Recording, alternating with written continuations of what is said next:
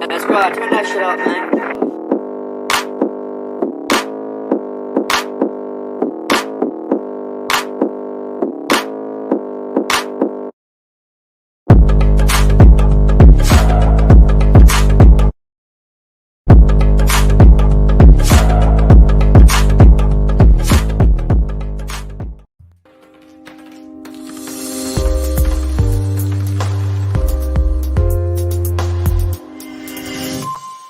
The following show is for mature audiences only. Chi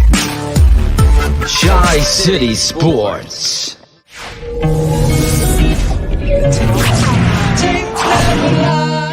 Watch the tape, and when you see the tape, you know the tape doesn't lie, and there's just the tape doesn't lie.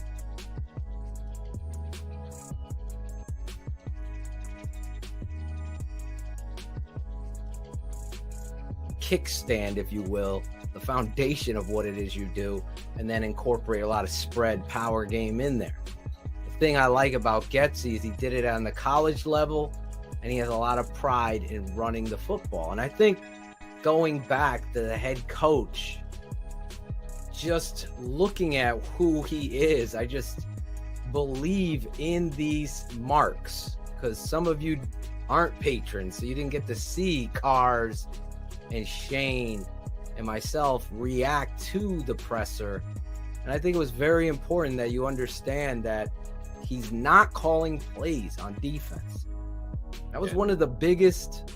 There was a huge groundswell on Twitter of people that were actually upset about that. That's just saying that stupidity. you're not pulling from his expertise. And I would have been pissed off if he was calling plays. Right from Jump Street, we would have talked about it immediately. I mean, did you not just watch what happened the last 4 years? You brought in a quote-unquote expert, and he wasn't a head coach. He wasn't even a fucking expert. But that was the way that he was fucking framed here. Exactly. No, Eberflus, if he would have come out and said, "Oh yeah, I'm a DC. I'm calling my defense," I would have had a big issue with that from Jump Street. No, totally agree. We hired you. If I'm George, if I'm the owner of the team, or if I'm the GM interviewing him, I would have told him that flat out. No. I'm not hiring you to call plays. I'm hiring you as a head coach to be the leader of my team. To take this team forward. I don't need you calling plays. I don't need any more of this. I need to see your whole face directing the fucking football team. Article you sent today, jumping back over to the poll side, is a showcase exactly of this network. The very first fucking rant right from BHL was the bullshit Jermaine Ifedi and the Pussy Patrol Chicago Bear offensive line. All of them.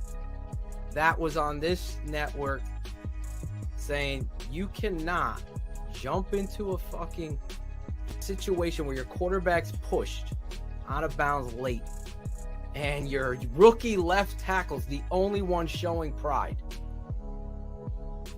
You should all be showing pride. No one's helping this fucking kid up. No one's ashamed about their effort. This team was so poorly coached, and you heard it all the time from me, because it shows up on the tape as well as the attitude. This GM's pointing that out as an embarrassment. That offensive line is going to be a priority. Getting it right. Getting the right temperament out there to match what the head coach is preaching. Effort. Every fucking play. Every play. We're not here to be friends. I love this guy. He's great in the locker room. We're not here to be friends. You're going to have, oh boy, bump some fucking heads. Given the opportunity to do a more expansive search, would you have done it? I was given the opportunity. I found him. Right there, throwing away all the troll boy, the blog boy. That was his mic drop moment of that presser. You can't say that, oh, we have Borum pegged for right tackle, so we're good. No, that's a massive mistake. You can't build it that way. You're good at two places on offense, QB and running back. Everywhere else, every single one of those guys. Still don't know it. Oh, you mean you're good? Good. As far as you don't Like have to worry you have about your drafting. lead I dogs. got You got your lead dogs, Yes. right? And you got your backup at running back too, right? You are set there. Yes. Cody Whitehair, James Daniels, definitely Sam Mustipher. I love Mooney, but he's still not quite a number one. None of those guys right now are locked in for the next 3 years, right? This so you've got to do GM, it. this GM, to your point, comes from a place where they double, triple down on these things. They identify. He's going out there and openly, he being polls, saying offensive line is going to be a priority. Oh, huge Offensive priority. line is going to be a priority. Bill Polian goes on with Waddle and Sylvie and is essentially stating and quoting the same thing. And oh, by the way, the Chicago Bears hired an assistant GM who's also an offensive lineman. Let me just say one thing, Cars, I'm sorry, about the acronym. As a coach, you want to keep it simple, stupid, for everybody.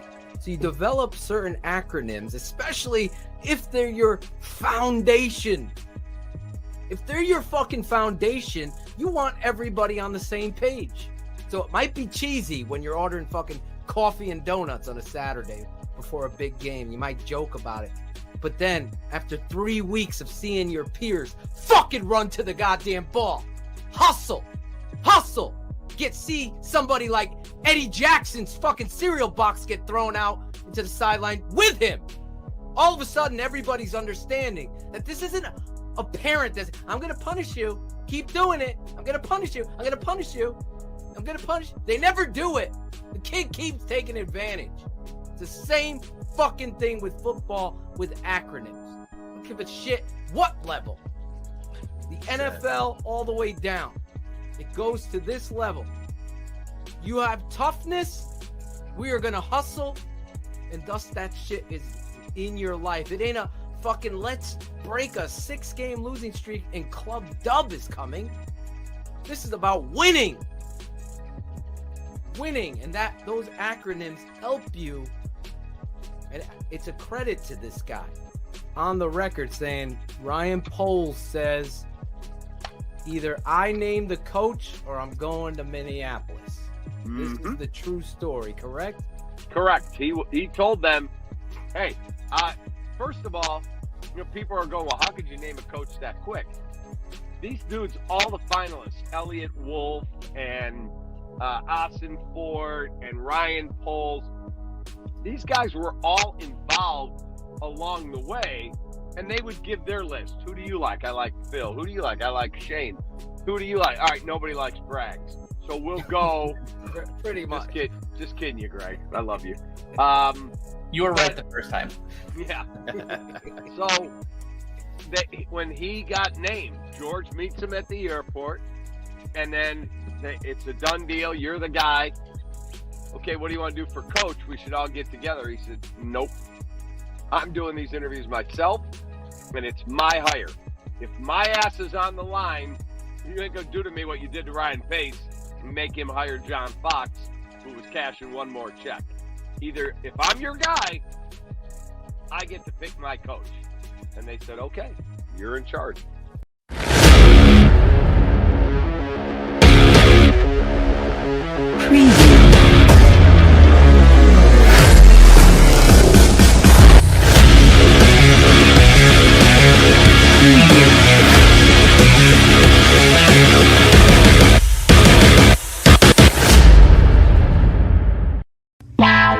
Draft Dr. Phil and the smartest man. Keeping it 100. I was trading up. 100. Yes! What? Here it is! Stick no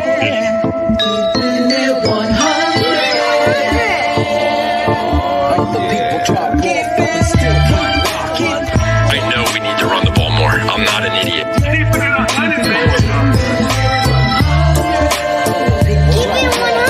Keeping it 100. Open competition. Keeping it 100. The smartest man. My Chicago Bears select Justin Fields, quarterback, Ohio State. dynamic duo that you love, the smartest man at Dr. Phil. Breaking down the film, never a problem, kick it straight. Most shows focus on stats, we focus on the tape. We keeping it 100, never running east or west. We coming with that truth, cause that's what our fans expect. Cut off the freaking anchor, moving forward to be free. But don't you worry, Shayne's got the dumbest tweets. It ain't no secret, Phil and Shayne got some haters. But now the mouth stuffed like the true and now and latest. Debaters, frauds get kicked like Coach Tabor. Cuts had to be made, we added a barber moderator. Up and down, boys got you double checking. Sad sacks trolling like a fool drunk texting. Flexing on the truth cause you know they'll never change. Real, recognize real, that's what you get with Phil and Shayne. 100's what we do when we're breaking down the bears. Fuck a play or a captain, all of the unfair. The tape never lies, the truth you see. We laugh, we lie, so there's no babies like Maybelline. Straight to the truth with acumen and facts. We got a sad nerd, but he's not just giving nerd stats. Car crash, big impact like Mack sack. Every Wednesday night you got the smartest man Phil back. Now we know you're smiling like a fat kid with fun day. We're back better than ever and we're keeping it 100. Keeping it 100, baby. Keep it 100. Draft Dr. Phil and the smartest man. Keeping it 100.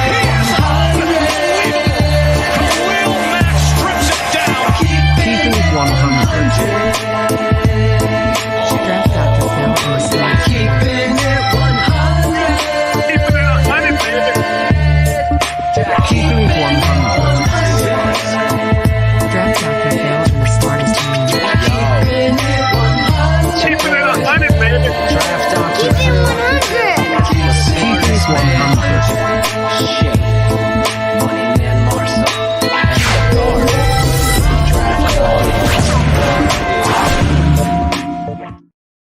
Yo, what's going on? It's Claudio's assistant. It is Mr. Jackle. It's Wednesday night.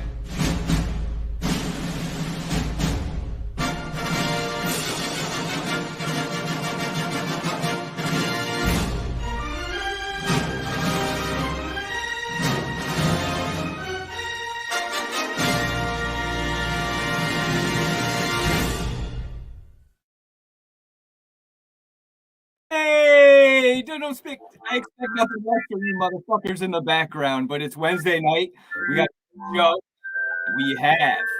Oh, yeah, I got the music. I got the jacket. I love it, boys. Hey, we got a great show tonight. We got NBC Chicago's The Under Center podcast. Alex Shapiro joining us. Mr. Rogers is going to be joining us later this evening. Maybe a little stop by Coach Atoshin. You never know who's going to show up type, in these evenings. Like last night, if anybody saw that, somebody couldn't find the hole. But we'll get to that later this evening. So as we proceed, let's bring on the smartest man first. For those of us who grew up in the neighborhood, and then let's bring on the second smartest man. There he is. You fucking fuckers. I expect nothing less from you assholes to bust my stomach. Sheri's on her A game tonight with the fucking Great drops job, in the background. Sheri producing. Well done. Producing crazy hits. Holy shit. Hey, we're it's back. Wednesday. I feel like we've been gone for weeks. Yeah. But we are back here on Keeping It 100. Chris Jackle moderating tonight. Hey, Yeah. Mr. He- Rogers music. He passed off music. He passed off the poop juice to Mr. Fernicola. The case of the Jackals. Yes, Claudio Poor caught Claudio, a man. case of the Jackals, as we would call it in some of these parts. That Claudio, the barber, we're not going to have Cut It Out. I thought we were bringing Cut It Out back. And Claudio. Oh, this is Claudio the barber. Yo, this is Claudio the barber. Claudio, is not here tonight. Currently listed on injured reserve, and in the little writing in parentheses, Jackal. Jackled, yeah. Jackled. Jackal. There you go. He's on the, Working something out. the porcelain throne looking down and saying, yo. When's this gonna stop? Sorry, Max. Then let me do what I hired to do. That's right. He had to do what he's got to do. Jackal, do you want to address this right here, Paul? Zero chance you've read any of those books? I've read every single one of these Every books back one. here. Every single one, front to back. He's the, Ask me a question about any of them. Harry Potter of book reading back there. It may be Mike, Harry Potter book. Speaking of Harry Potters, we're going to get rid of some hair later with a new person reading for Manscaped. Yeah. This lady. We got a new person. Sheri making a debut tonight. Manscaped, no more Harry Potter. It's going to be clean Potter, right, Sheri? Or trim Potter.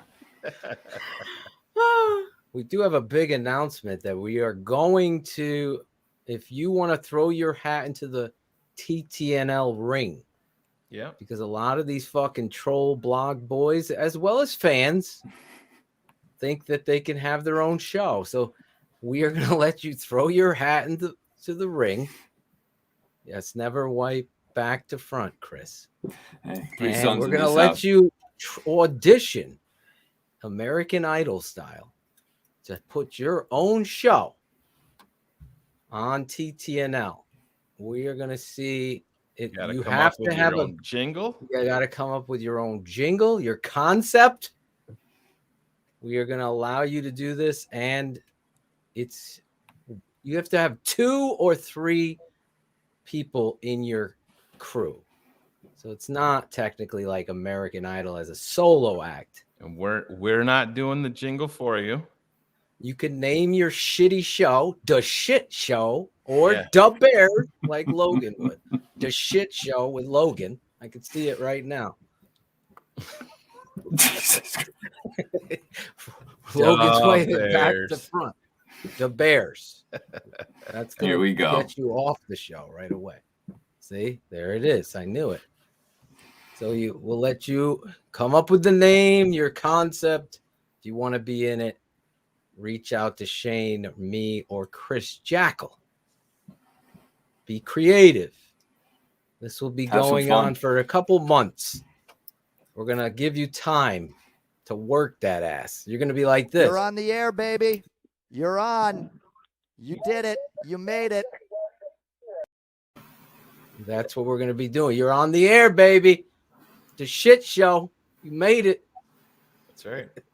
The lights come on. Shit changes. Yes, it does. A lot of people ask think Josh, they can do it. ask Josh E about that. Bring your posters. I got to be honest. Shane does an amazing Josh E impression.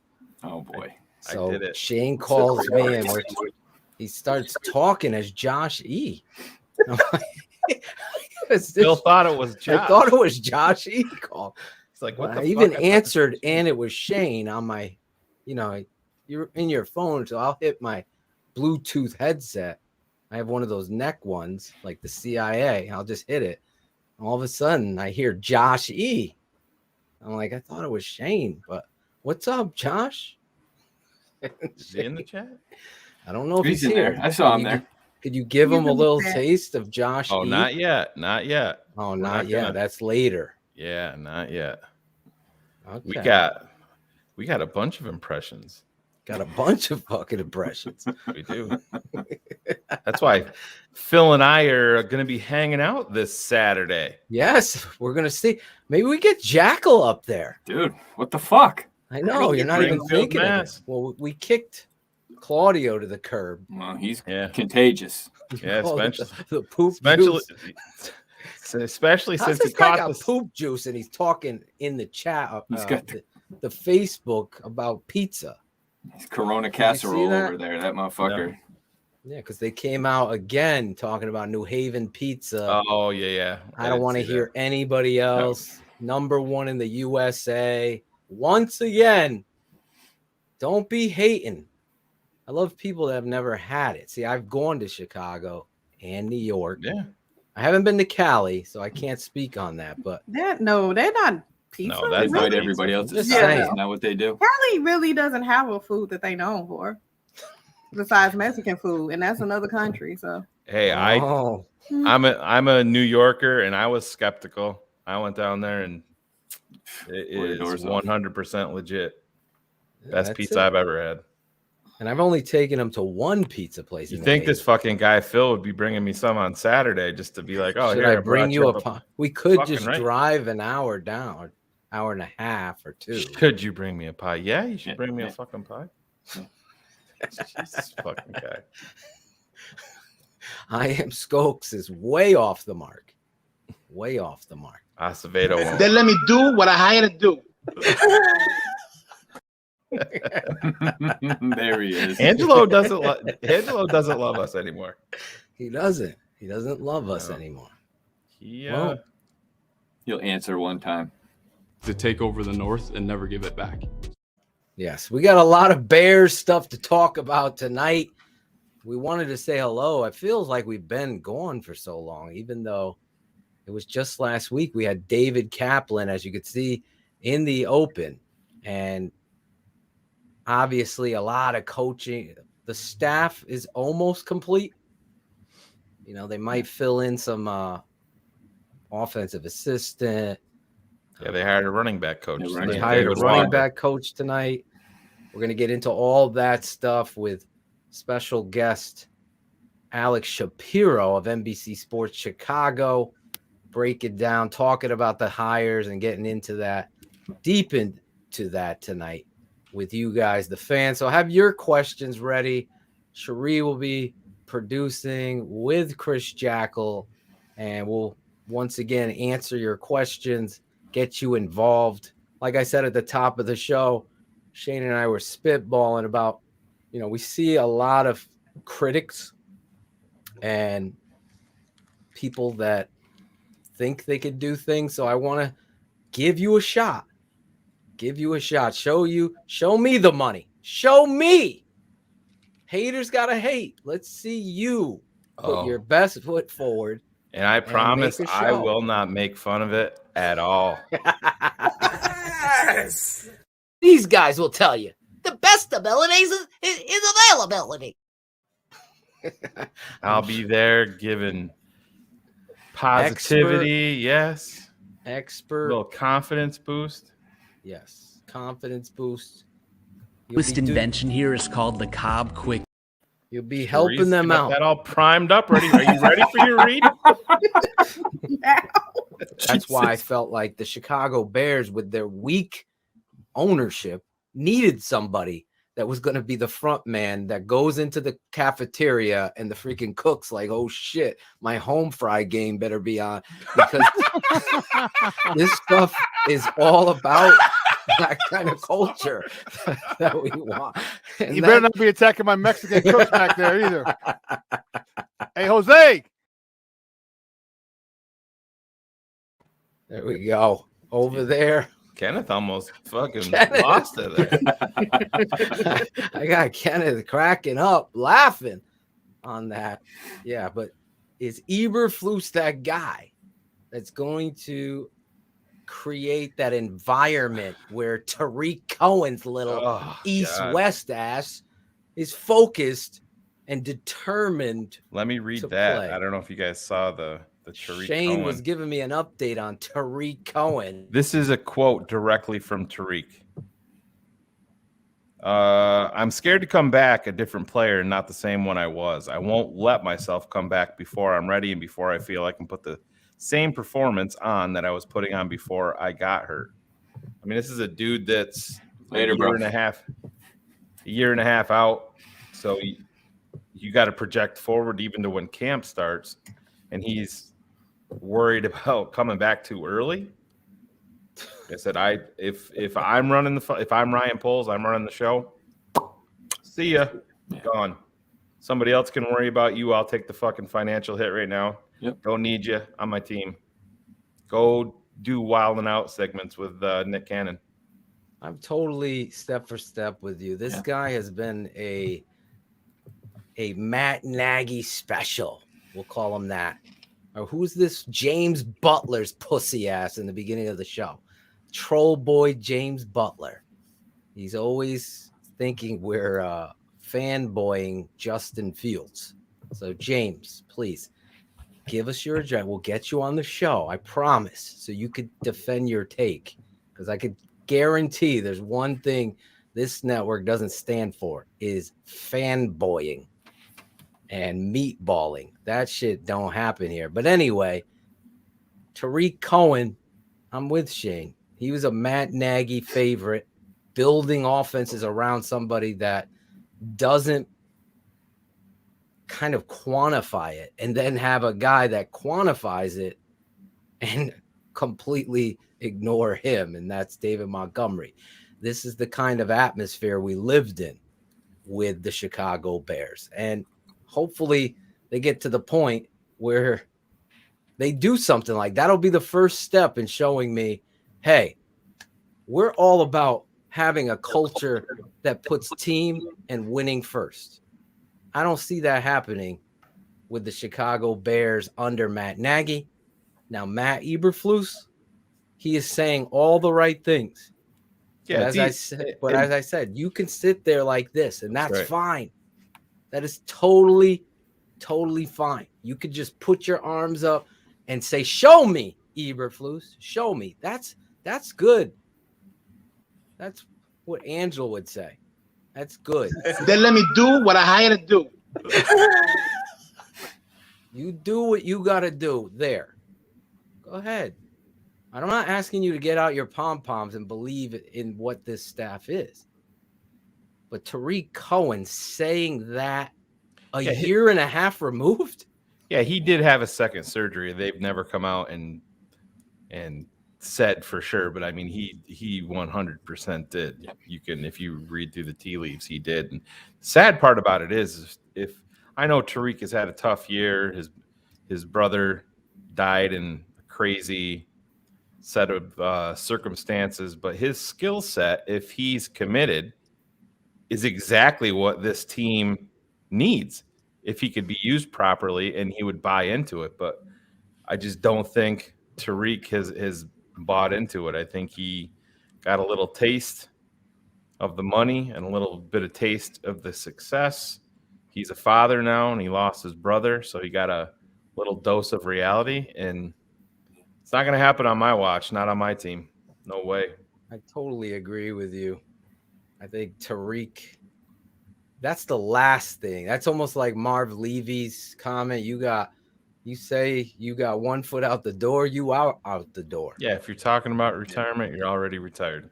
Yeah, it's not even close. So don't be setting the stage.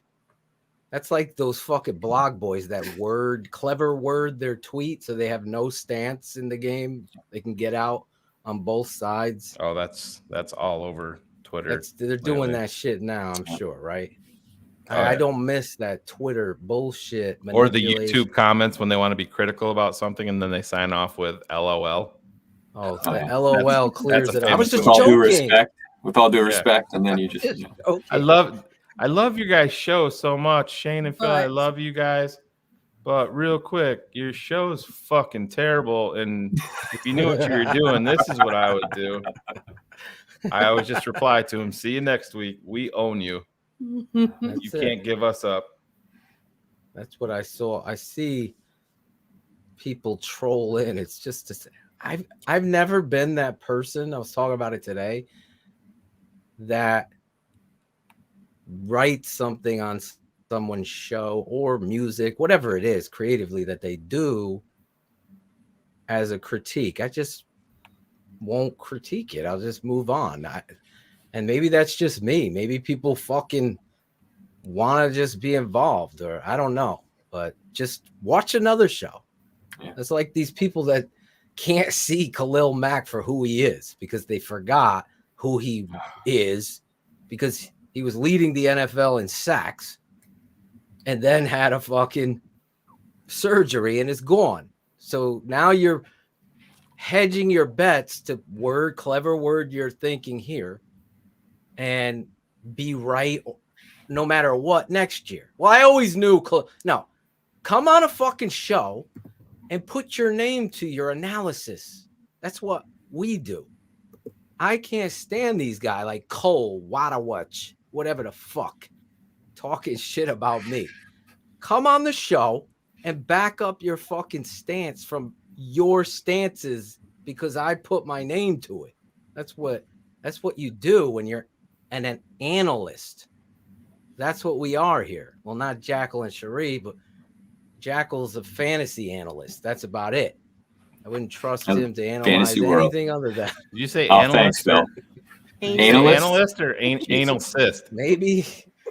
Hey, I'm just Jackle. as much as a pontificator Anal as those guys on Twitter, man. There's some people out there that Oh, are just yeah. putting some fucking bullshit out there. my And you, God. if I have to read one more hypothetical Mack trade or some Oh dude my saying he's got a God. source at Hallis Hall, it's like, dude, what are we fucking Khalil doing? Mack You know? is top 5 best football players in the National Football League. Top Yeah. 10 to be safe. How about that? Don't you fucking critics of Mack are the same ones that said Robert Quinn was a waste. He's terrible.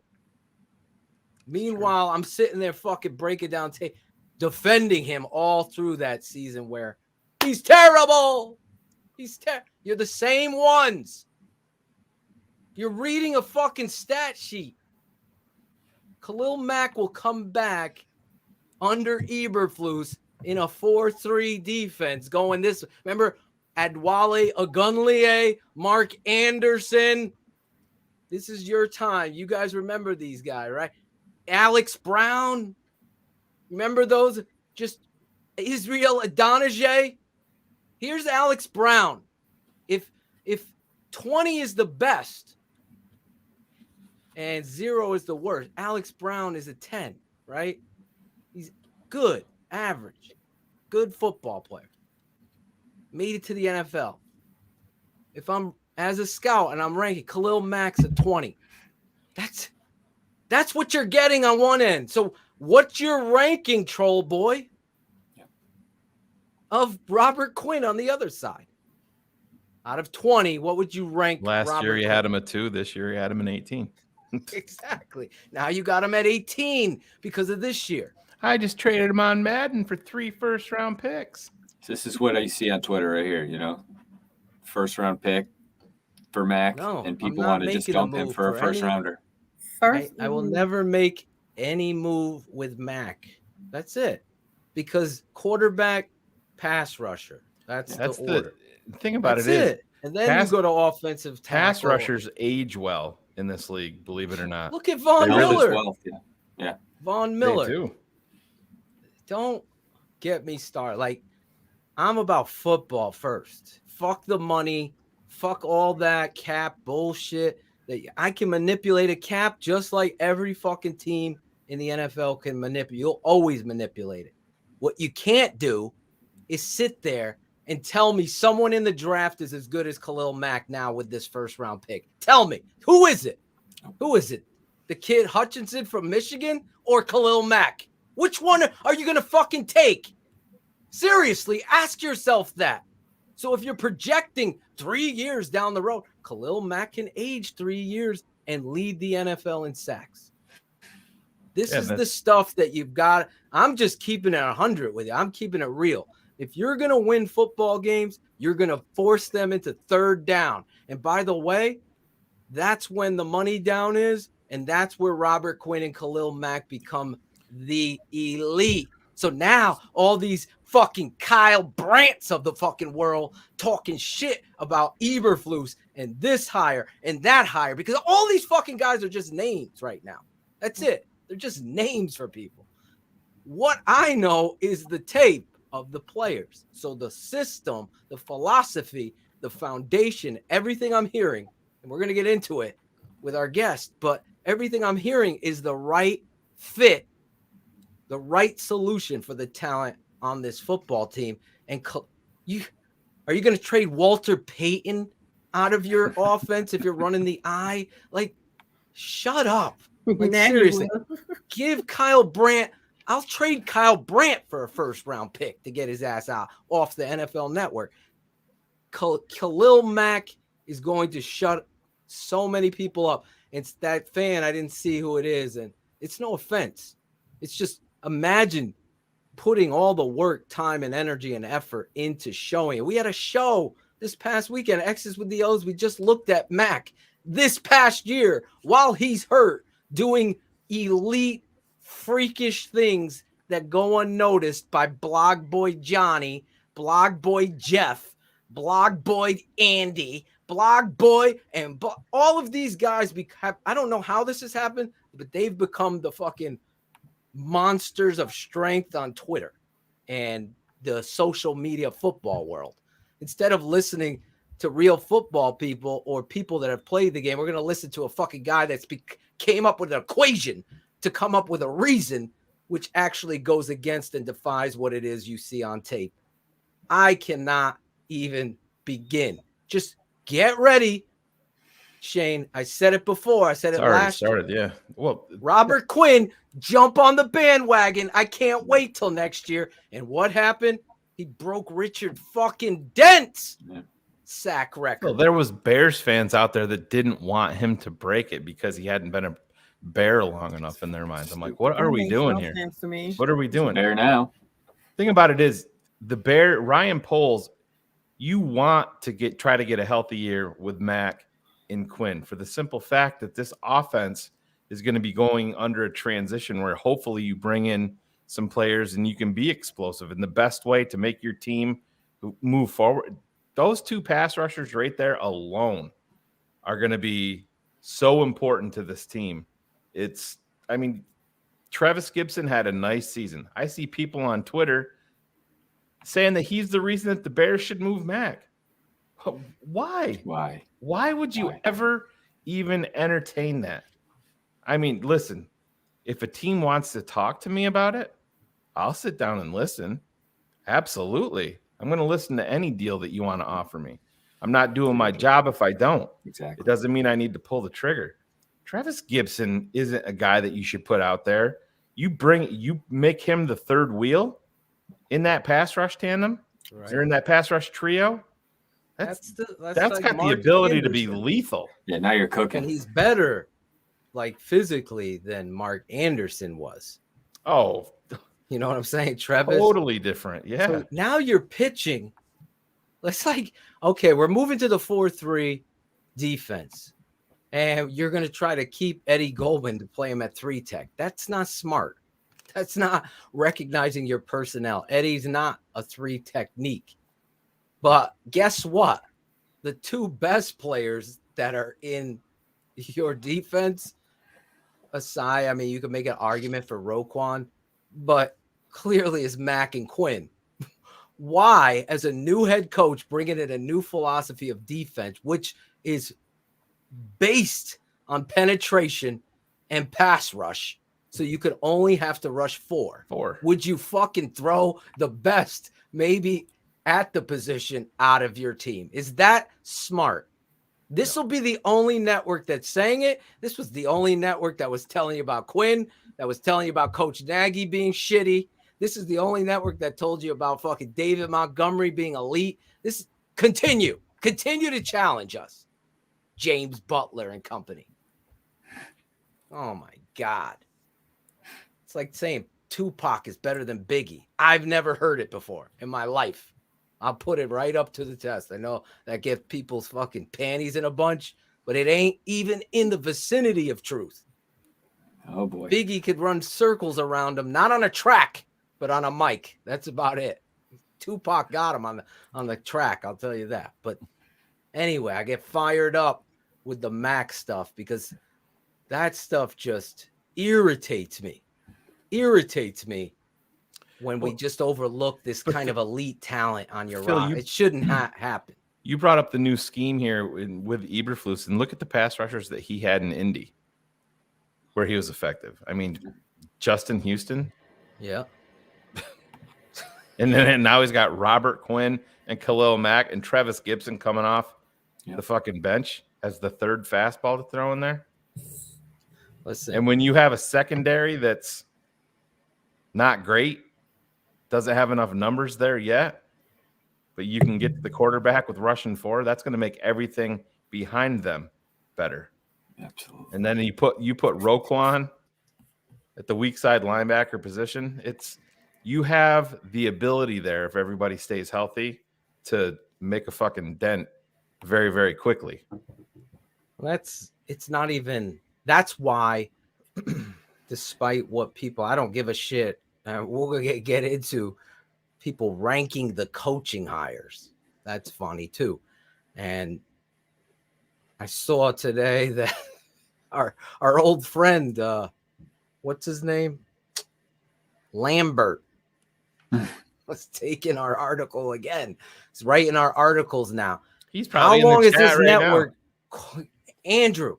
How long has this network called out Eddie Jackson for his inability to tackle?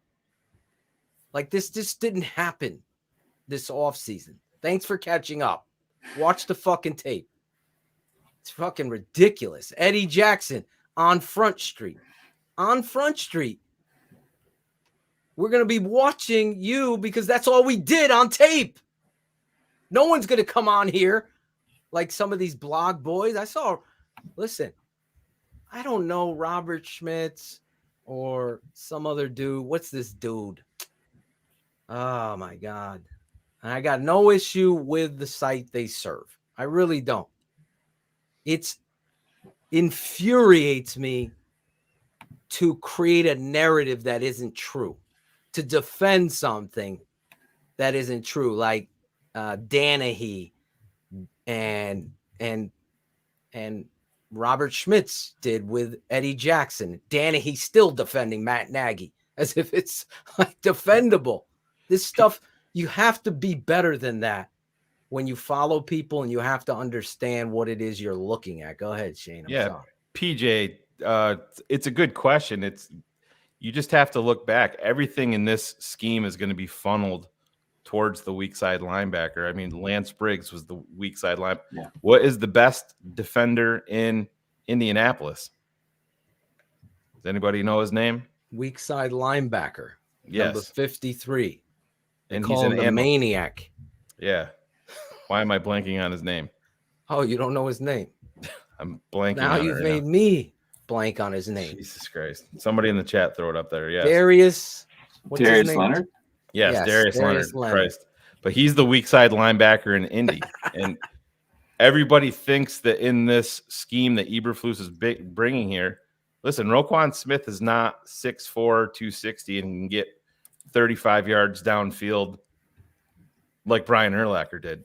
Brian Urlacher, when pre-Lovey, he would get you 8 sacks in a season.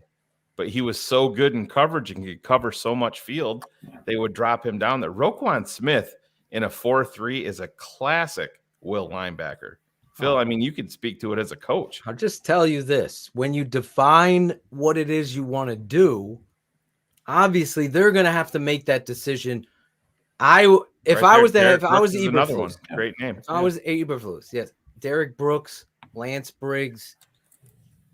You're going to sit down with Roquan Smith first and foremost to make sure that he's okay with it, because philosophically, what the weak side linebacker plays are getting funneled to you. So you're going to have that free opportunity to come backside and get those plays where you're isolated one-on-one in those tackles. If you're fast and you have fluidity and instincts, it's only going to be even that much better. So for me, for Shane, for anybody watching tape, Roquan, that is probably your best position. But you never know. The player might say, I feel more comfortable playing Mike coach, and we'll see. But on paper, Shane's 100% right. This is where those defensive tackles are going to cover for him. That end, it's probably going to be Khalil Mack on the left side. Yeah, and everything's going to be funneled to him. He's going to be stacked behind Khalil Mack. He's the fucking janitor cleaning everything up. He's flying in there. He's cleaning it all up. He's great in coverage. And then, obviously, guys, they're going to play nickel and dime. Then he goes back inside. He goes back inside, and you have two. You have 2 linebackers there. Or you bring in a bigger safety or whatever. However they use, I forget what Eberflus called that position when they go into dime and they bring a safety in to play that backer that's matching up and tight end and what have you. Listen, that's where this football team is going to be.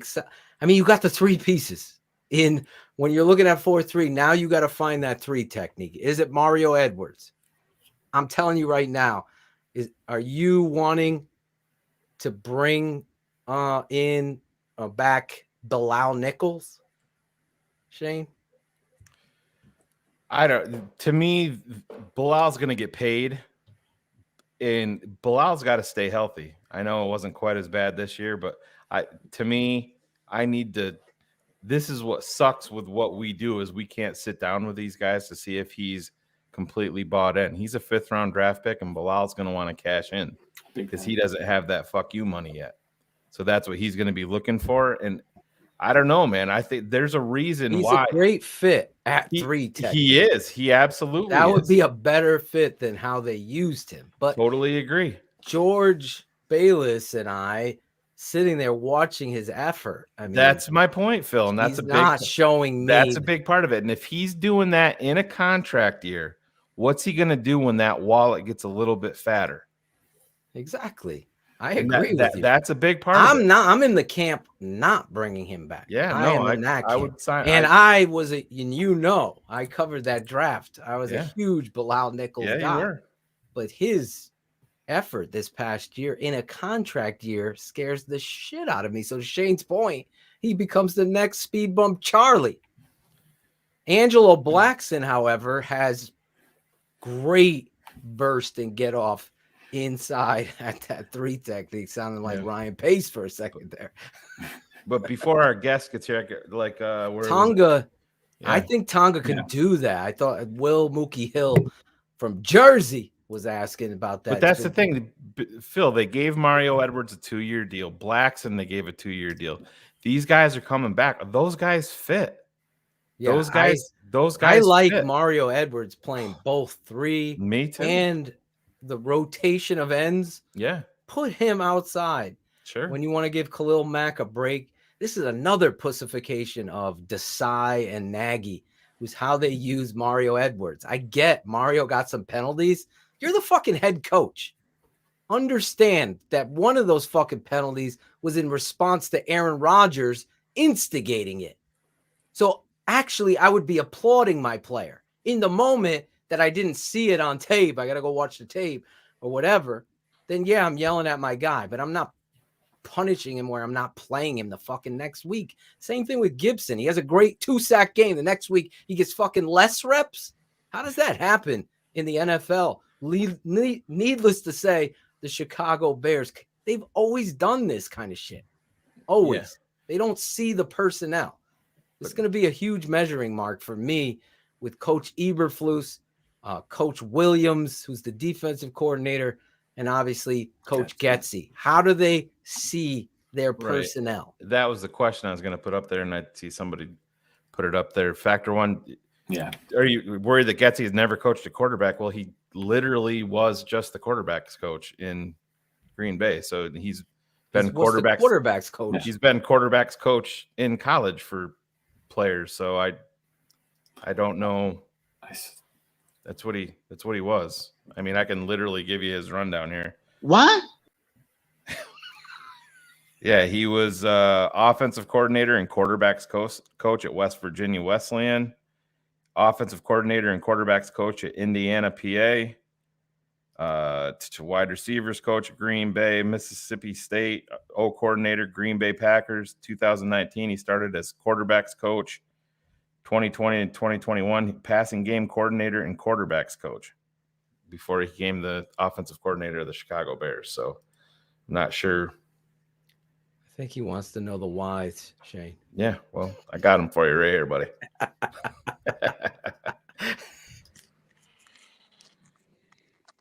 Crying a lot, I can't find the hole.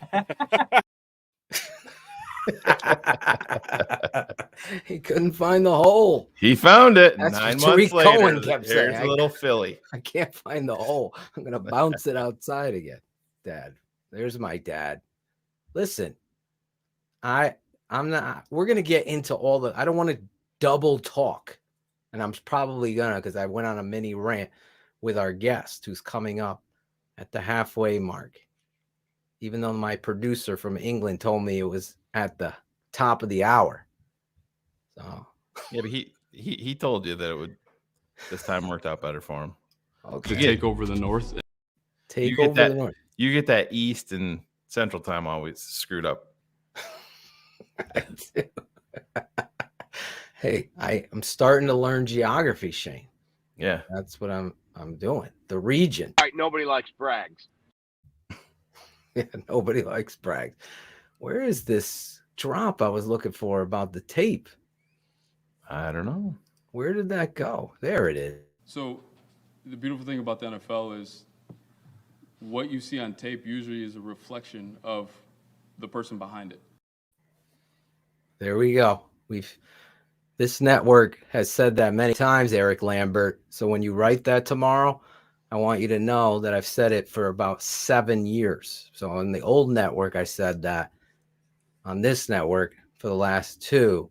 So put me in as a footnote on your article. So yes, the team is a reflection of the head coach, and what you put on the tape is you. That's why it's so important that you be maniacal, that you be intolerant of behavior that isn't becoming of the team, that putting guys like Khalil Mack, Akeem Hicks, if you want to re-sign him, Robert Quinn, Roquan Smith to will linebacker, and explaining to him why, putting these players in the best position where they could be at their best.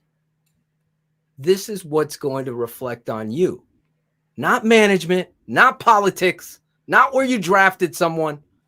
If Dieter Eisland is the best fucking center on the team and he's undrafted or it's never played there, then it's your responsibility to put the best player out there, even if it means that you're going to go through some bumps in the road while he's learning. You've decided to put an attitude first, that you've put a mentality that reflects you. So when I hear Coach Eberflus, and especially Ryan Poles, who brings up how embarrassing that offensive line and the pussification of the Chicago Bears was, and that's going to be the focus of their offseason, then sign me up, because it's been so long since I've seen Mark Bortz and Jerry Fontenot, Olin Kreutz, Big Cat Williams, Reuben Brown, Roberto Garza. These guys firing out off the football and having pride in the work that they do, because no matter what any blog boy's little stat that comes up that they create, the game is won and lost in the trenches. That's not a cliche. And any fucking blog boy telling you David Montgomery isn't an elite runner and is somebody you build around, then you need to unfollow them immediately, because I'm not a fan of David the man. That didn't bring me to say this. I've become a fan of David the man. David's tape said David is elite. David is now fighting Goliath. That is, your argument cannot be that David Montgomery actually hurts the offense, and that's what John Woods. That's what his argument actually was.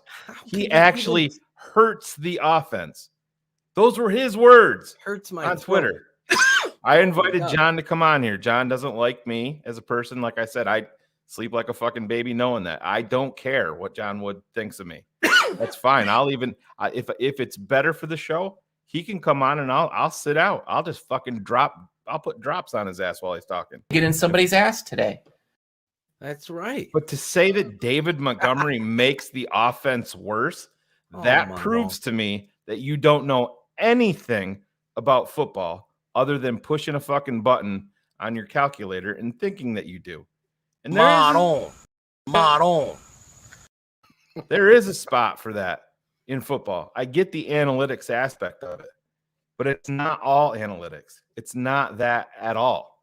If you know anything about football and you watch the Chicago Bears and tell me that David Montgomery makes this offense worse, you don't know what the fuck you're talking about.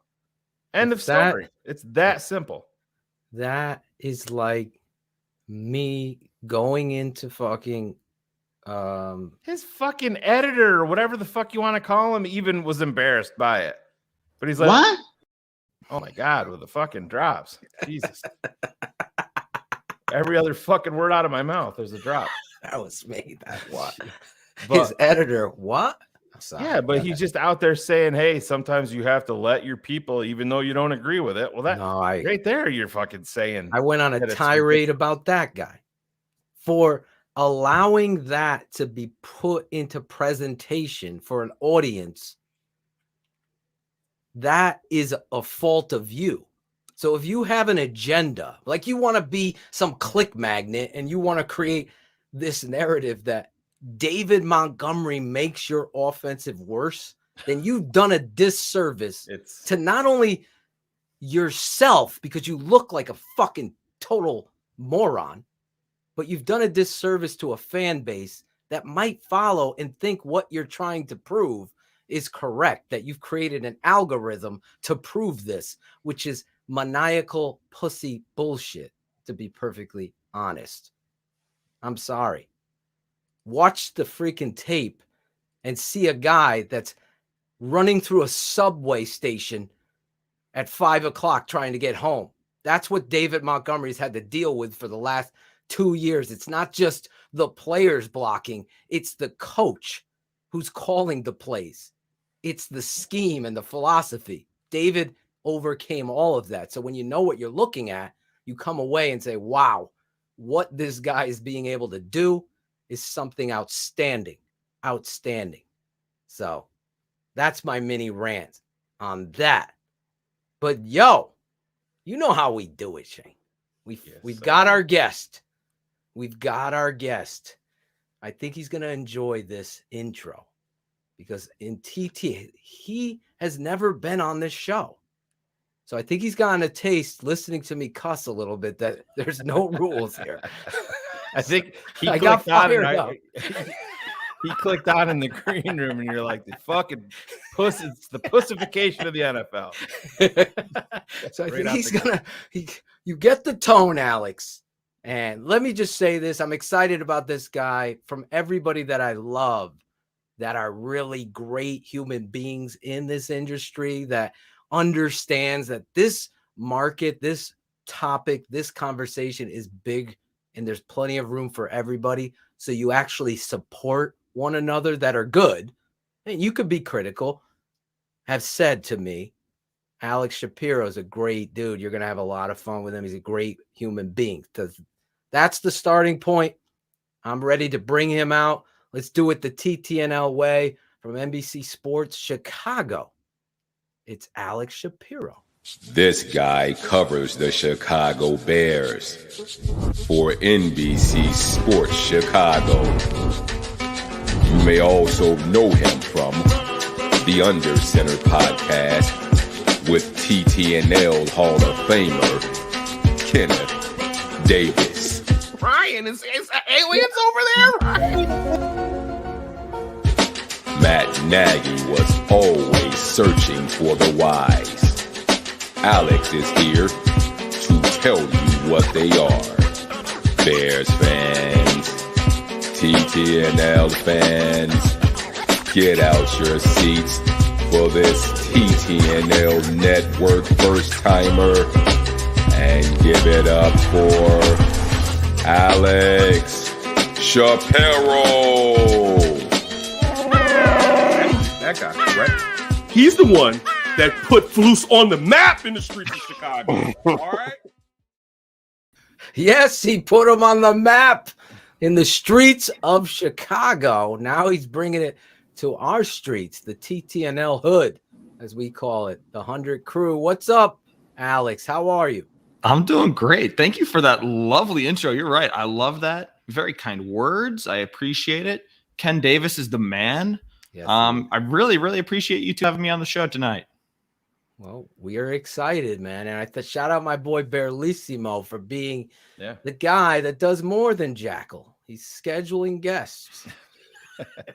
We're starting a competition now with our production team. Who schedules the most guests? But we're excited to have you on with us tonight. Obviously, we've heard that there's a new running back coach in Chicago, but let's start at the top. Ryan Poles, the Poles show. Mm-hmm. Usually those, you bring your dollars with you when you go to one of those. But different Poles show. But this one has come with a passion behind it that's building an offensive line from an offensive line. What are your thoughts on Ryan Poles, obviously covering for the beat there? I mean, certainly energizing. Says the right things. I thought he was impressive during his press conference. I personally love that he is dedicated to that offensive line. It's something that's plagued the Bears for a long time. Brought in his guy, Ian Cunningham, also an offensive line guy. So all of those things are great. One caveat is we were saying all the same things when the Bears hired Ryan Pace. Everybody loved Ryan Pace. Everybody had nothing but wonderful things to say about Ryan Pace, had this great pedigree, et cetera, et cetera. Now, obviously, these are different guys, right? They're different guys. I'm going to give him the benefit of the doubt. Everything that I've read, everything that I've heard is wonderful. And again, meeting him, getting a little bit of small group time with him, good dude. But we'll see. We'll see how it turns out. We'll see if we're having these same conversations again 7 years from now. But first impressions, all good. So, Alex, when you look, to me, the big separator when you're going from Ryan Pace in 2015 to Ryan Poles now is just the roster. To me, you're going from the penthouse. The outhouse. I don't want to say to the penthouse, but the roster stability is much better. And the big one to me is QB1, Justin Fields. I mean, where you're coming from. Where do you stand on Justin Fields moving forward? Are you a big fan? Are you skeptical?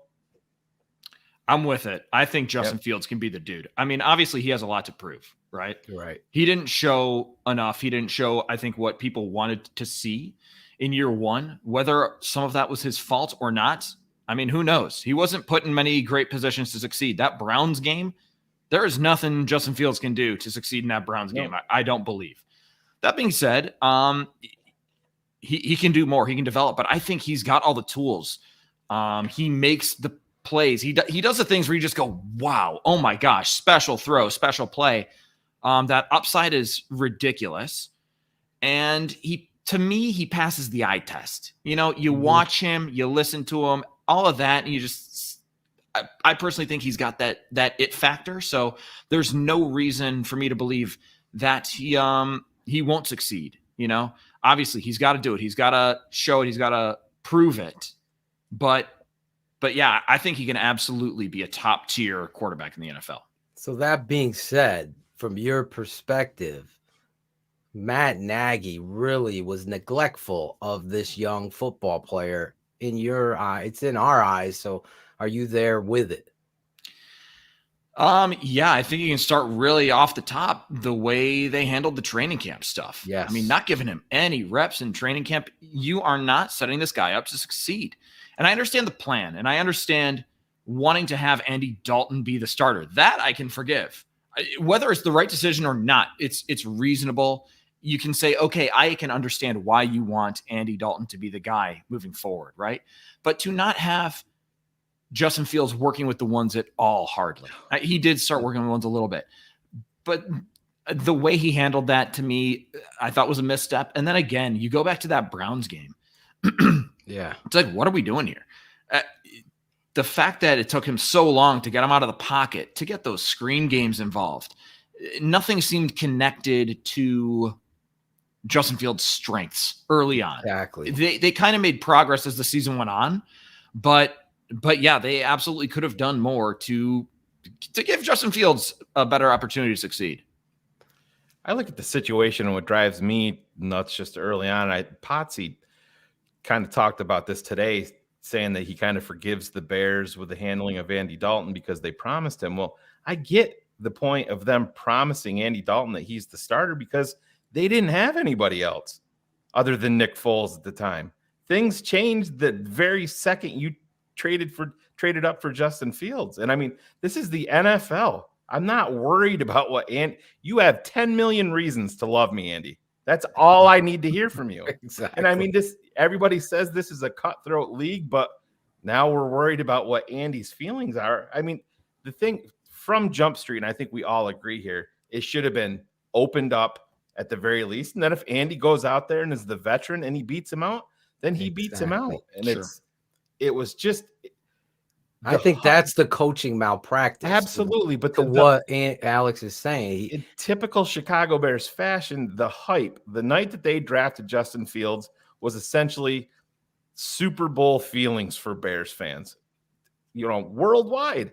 And immediately after that, the Bears shit down their own leg and took it all away by not just saying, hey, this is going to be an open competition and may the best man win. I could never figure out why they never did that. Yeah. Again, I could understand why they made him the starter. And they don't even have to say it's an open competition. But the fact that you're saying things like there's nothing he can do to win the job, or again, just not giving him the reps. And I know Andy Dalton needs reps to get involved with the offense, but let's be honest. Like you said, the minute you draft Justin Fields, everything changes. And you would have to imagine that when you're having these conversations with Andy Dalton, you're saying, hey, by the way, there's a chance we could trade up and get a guy. And in those scenarios, things are going to change.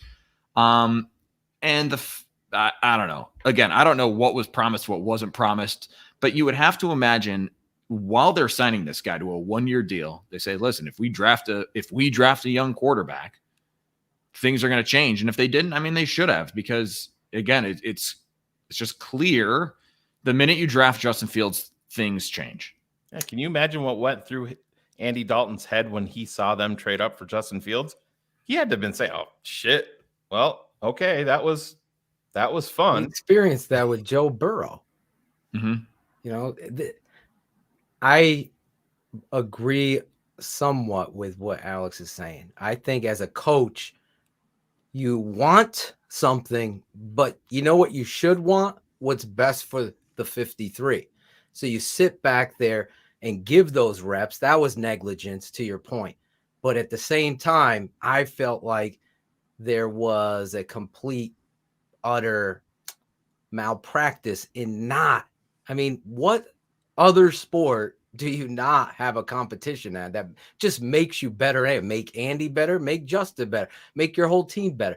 This guy was so egocentric when it came to this. It just felt like he didn't like Justin, and thus the Browns game came about, because that's just, as the fan said, it was malpractice on every level. There's no chips. They got two of the best pass rushers of the game. You don't have any tight ends chipping in. You're going 7-step drops, getting no boots, nothing moving out of the pocket with a plan, anything. It was unbelievable, to your point. But anyway. And it's just short-sighted, because you have to imagine, if you're Matt Nagy, the best way for you to keep your job is for Justin Fields to do well. Exactly. At the end of the day, he's kicking himself for allowing I think he had this idea that, he had the same thing with Foles. Like Foles, we're going to trade for Foles and 2.0, Nagy 2.0. All of that shit all fell because, listen, I can go on for days about that. I want to ask you this, though. You look at Eberflus coming in here as a head coach. He's saying all the right things. That's all we can say is that you're saying those things. Eberflus, the head coach, we've never seen. So all of us, I've told fans, you have every right to hold your hand skeptic. You don't need to be negative. You don't have to be, you could say, just prove it. I want to believe it because you've been neglected. What do you believe with Coach Eberflus? Is this going to be a good hire for this football team, or are you skeptic? I think skepticism is totally fair, and everybody should have a dose of skepticism with a first-time head coach. That being said, I do believe he will be a good head coach because of, watching Hard Knocks. I got to admit, watching Hard Knocks, the things he's doing with those ball hawk shirts. From what I hear, we talked to our buddy JJ Stinkins. I know JJ's been on the show. The guys bought in with that, and that was a great motivator in the way the turnover bucket didn't work out for the Bears. Yeah, for whatever reason. But, the thing with Eberflus is he's not – the scheme is almost secondary. It's like, this is the way we're going to play. He's got his hits thing, right, which all coaches have their thing. But for him, apparently, he truly does eat, breathe, drink, sleep, that stuff. That is everything. That hits. Philosophy, the hustle, intensity. I forget what it is. What is it? What's the takeaways and taking care of the ball, and then being smart. Yeah. So that, and they should add the other S. We should add one more S. Score on defense. Yeah, pick it up. Lovie Smith would love that. Lovie Smith would love that. And right, okay, so I'm glad you brought up Lovie Smith. And I know that this has been a talking point that's brought up many times.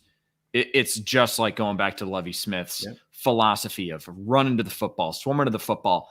And I think that is something that maybe was, I don't want to say it was lacking, because I don't think there was a culture problem with the Bears, right? The Bears never quit on the field. You never saw them quit off the field. They were fighting to the end, right? So I don't think that was a problem. But I think we didn't see players picking other guys up. That was something that Adam Hogue, my colleague, was harping on. Justin Fields goes down and nobody is running over to pick him up. Things like that. You didn't always see the running. And then when somebody does, when Tevin Jenkins does, Jermaine Ifedi, things of that nature. So that type of culture, I believe Eberflus can install, and I think it can be effective because we saw it with the Colts. I mean, when he brought that into the Colts, it was a quick turnaround from 2017 to 2018. And then it wasn't just a flash in the pan thing, which we sometimes see. I mean, he maintained that. They have this bend, don't break stuff. You can look at the total defense. I don't really care. It's the scoring defense. It's the takeaways.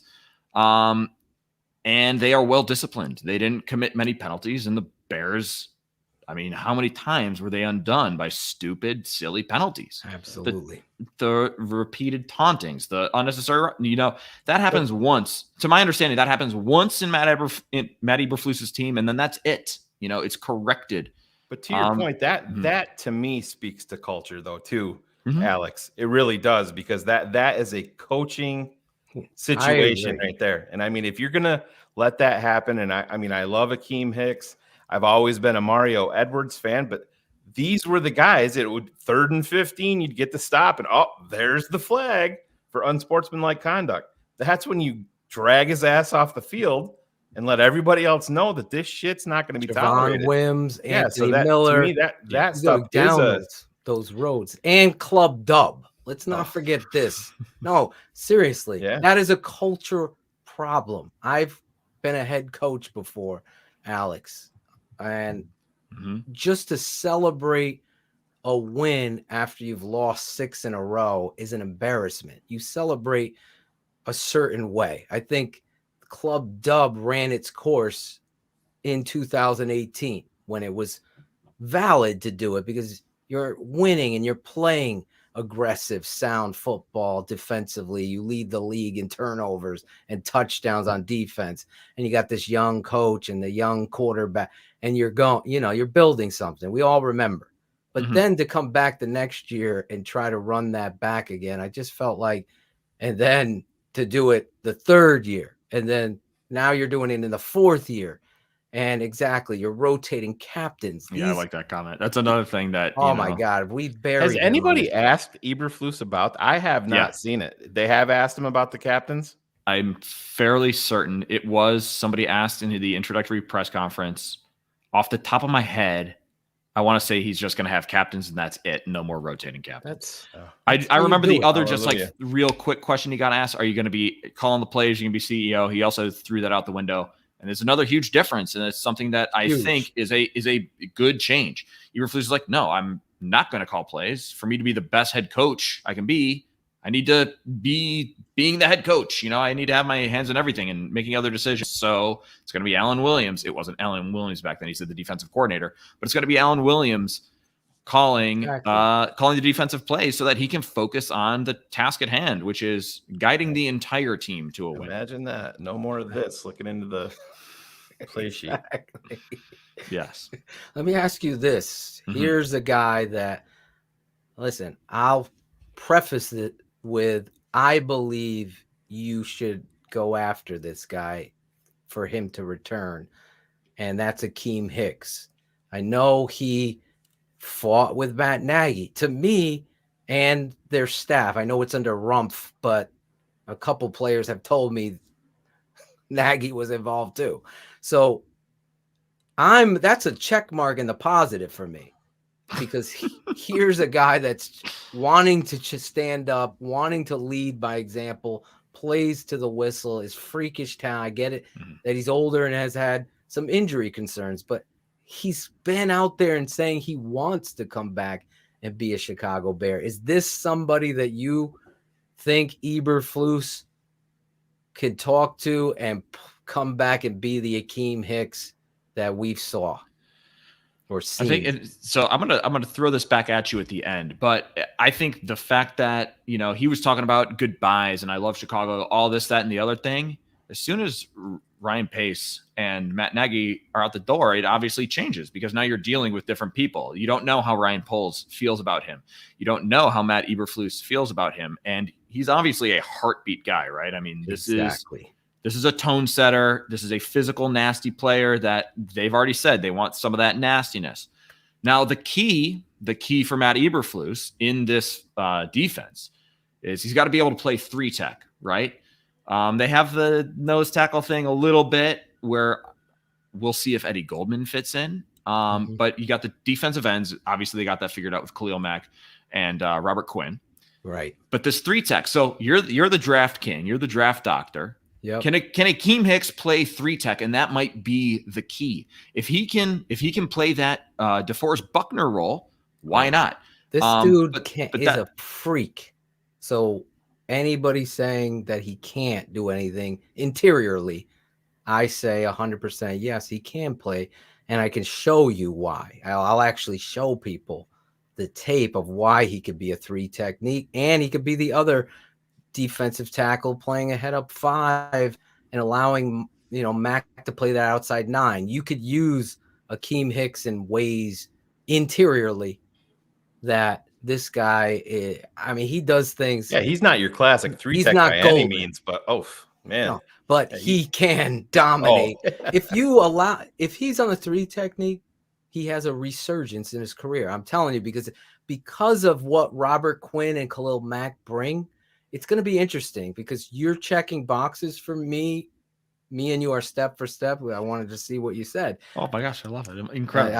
I'm happy. I'm loving you too. And I'm saying to myself, they're describing Akeem Hicks. Now you give him a 2-year, 12, 15 million, whatever it is, and you push some money and a signing bonus. If you're going to bring him back, to me, you're moving off of Eddie Goldman. Oh, Eddie Goldman's a post-June cut. Yeah, absolutely. It's not even close. Eddie Goldman. I don't think he loves football. Yeah. I talked about it for a long time. Brings that leadership, that tenacity, tough. He can fit anywhere. He can even play defensive end sometimes. And I'll show you. It's like I'm watching them. Me and my father, we have a show, X's with an O's. And my father's a Hall of Fame high school coach here. And we're breaking down Akeem Hicks. And we're just giggling like, I don't think people realize what he just went backdoor on a zone play at 365 pounds. It's not about talent. It's all about health. It's the medical. He's got it.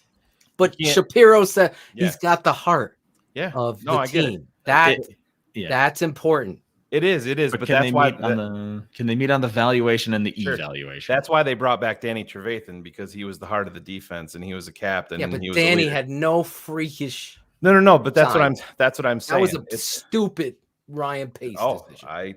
I agree. Bring Ogletree. Obviously, we all saw Ogletree was much better than Trevathan in camp. So do you think they should have re-signed Kwiatkowski instead of Trevathan? Because that was like a toss-up for me at the time, Trevathan or Kwiatkowski. Me too. Well, Carr's the guy. He's a part of our show, just not on tonight yet. But they essentially both got the same deal that the Raiders gave Quit, and then Trevathan got here. And the thing about it is, with Quit, they invested in trading up for him. They invested extra draft capital to go up and get him in the draft in the 4th round when they traded up, and then they just walked away. That was one thing Poles said. I'm sorry, but Shapiro's got me excited. Poles said you don't let homegrown talent go. No, he said that in his presser. One of the things that's going to be a stable, if you listen, I'll find that sound bite. That was Kwiatkowski. You traded up for him. You built this kid up. He became a value blitzer, an inside backer with more speed. There was a time where he was the Aaron Rodgers shallow cross escape where he was just picked on. And then all of a sudden he put it together and he got that big deal. You don't let those guys go. It's a young man's game at linebacker. That's something you got to look at there. But I don't know. I was with you, Shapiro. I'll be completely transparent. I keep calling you by your last name. That was great. A lot of people call me Shapiro. That is probably what I get referred to the most. I haven't been in the newsroom in years now, probably over a year. But that was pretty much what I got called, was Shapiro. So you're good, man. Shapiro's Italiano, right? Jewish. A lot of people peg me for Italian, but no, I'm a member of the tribe. My wife's a member of the tribe, so there you go. Look at Wonderful. that. She sounds like a lovely lady. She I don't is. even know her. Neither one of you guys can play 3-tech, so let's get back to football. Nope. That's why I write about football, is because after 7th grade flag football, it became clear, wait, no, I'm not going to grow into this football body that I wish I had. Oh, I was looking for the drop, but there it is. There it is. The Shapiro. Gangsters, what's up, guys? Oh my gosh, you found my first acting role. Unbelievable. Wow, you guys did a lot of good research. I love this thing. Kenneth sent us that one. Oh, Kenny. Don't call him. I'm sorry, Kenneth. No, don't call him Kenneth. I had to. Kenneth. So, Alex, the way that this coaching staff is kind of rounding out, do you have any favorites or concerns? Because it's highly inexperienced in a lot of spots with people, calling plays, not calling plays. But do you just speak on the coaching staff a little bit? I mean, I'm going to be honest. I don't know a ton about these guys. We haven't met them. We're going to learn a lot tomorrow, actually. The coordinators are talking to us tomorrow, so I think that is going to give us a lot of insight. But, from reading over their resumes, from, looking here and there, reading a few articles, there are guys with good resumes. And what I do like is the fact that Eberflus brought a ton of his defensive dudes over from Indianapolis. I think that continuity is huge. You already have a ton of guys on the same page. Dave Borgonzi might be the most important guy as the linebackers coach. On the Under Center podcast, we've talked a lot about how important the will linebacker position is. Oh, yeah. That was Darius Leonard. For Bears fans remembering Lovie Smith, that was Lance Briggs was the will. So having Borgonzi in there, I think, is huge. Same thing with James Rowe. This guy did great work with Kenny Moore, and the cornerbacks, obviously, it's a little bit different in cover 2. Now they're not going to be playing cover 2 all the time because they're doing nickel and they're not always going to be in base defense, this, that, and the other thing. But having James Rowe, who is already familiar with what Eberflus wants out of the cornerbacks. You have Borgonzi. Trying to think, are there? I think those are the only 2 Colts guys, right? No, you got the defensive coordinator, Williams. Williams, of course. Williams, right. Overstreet, the assistant.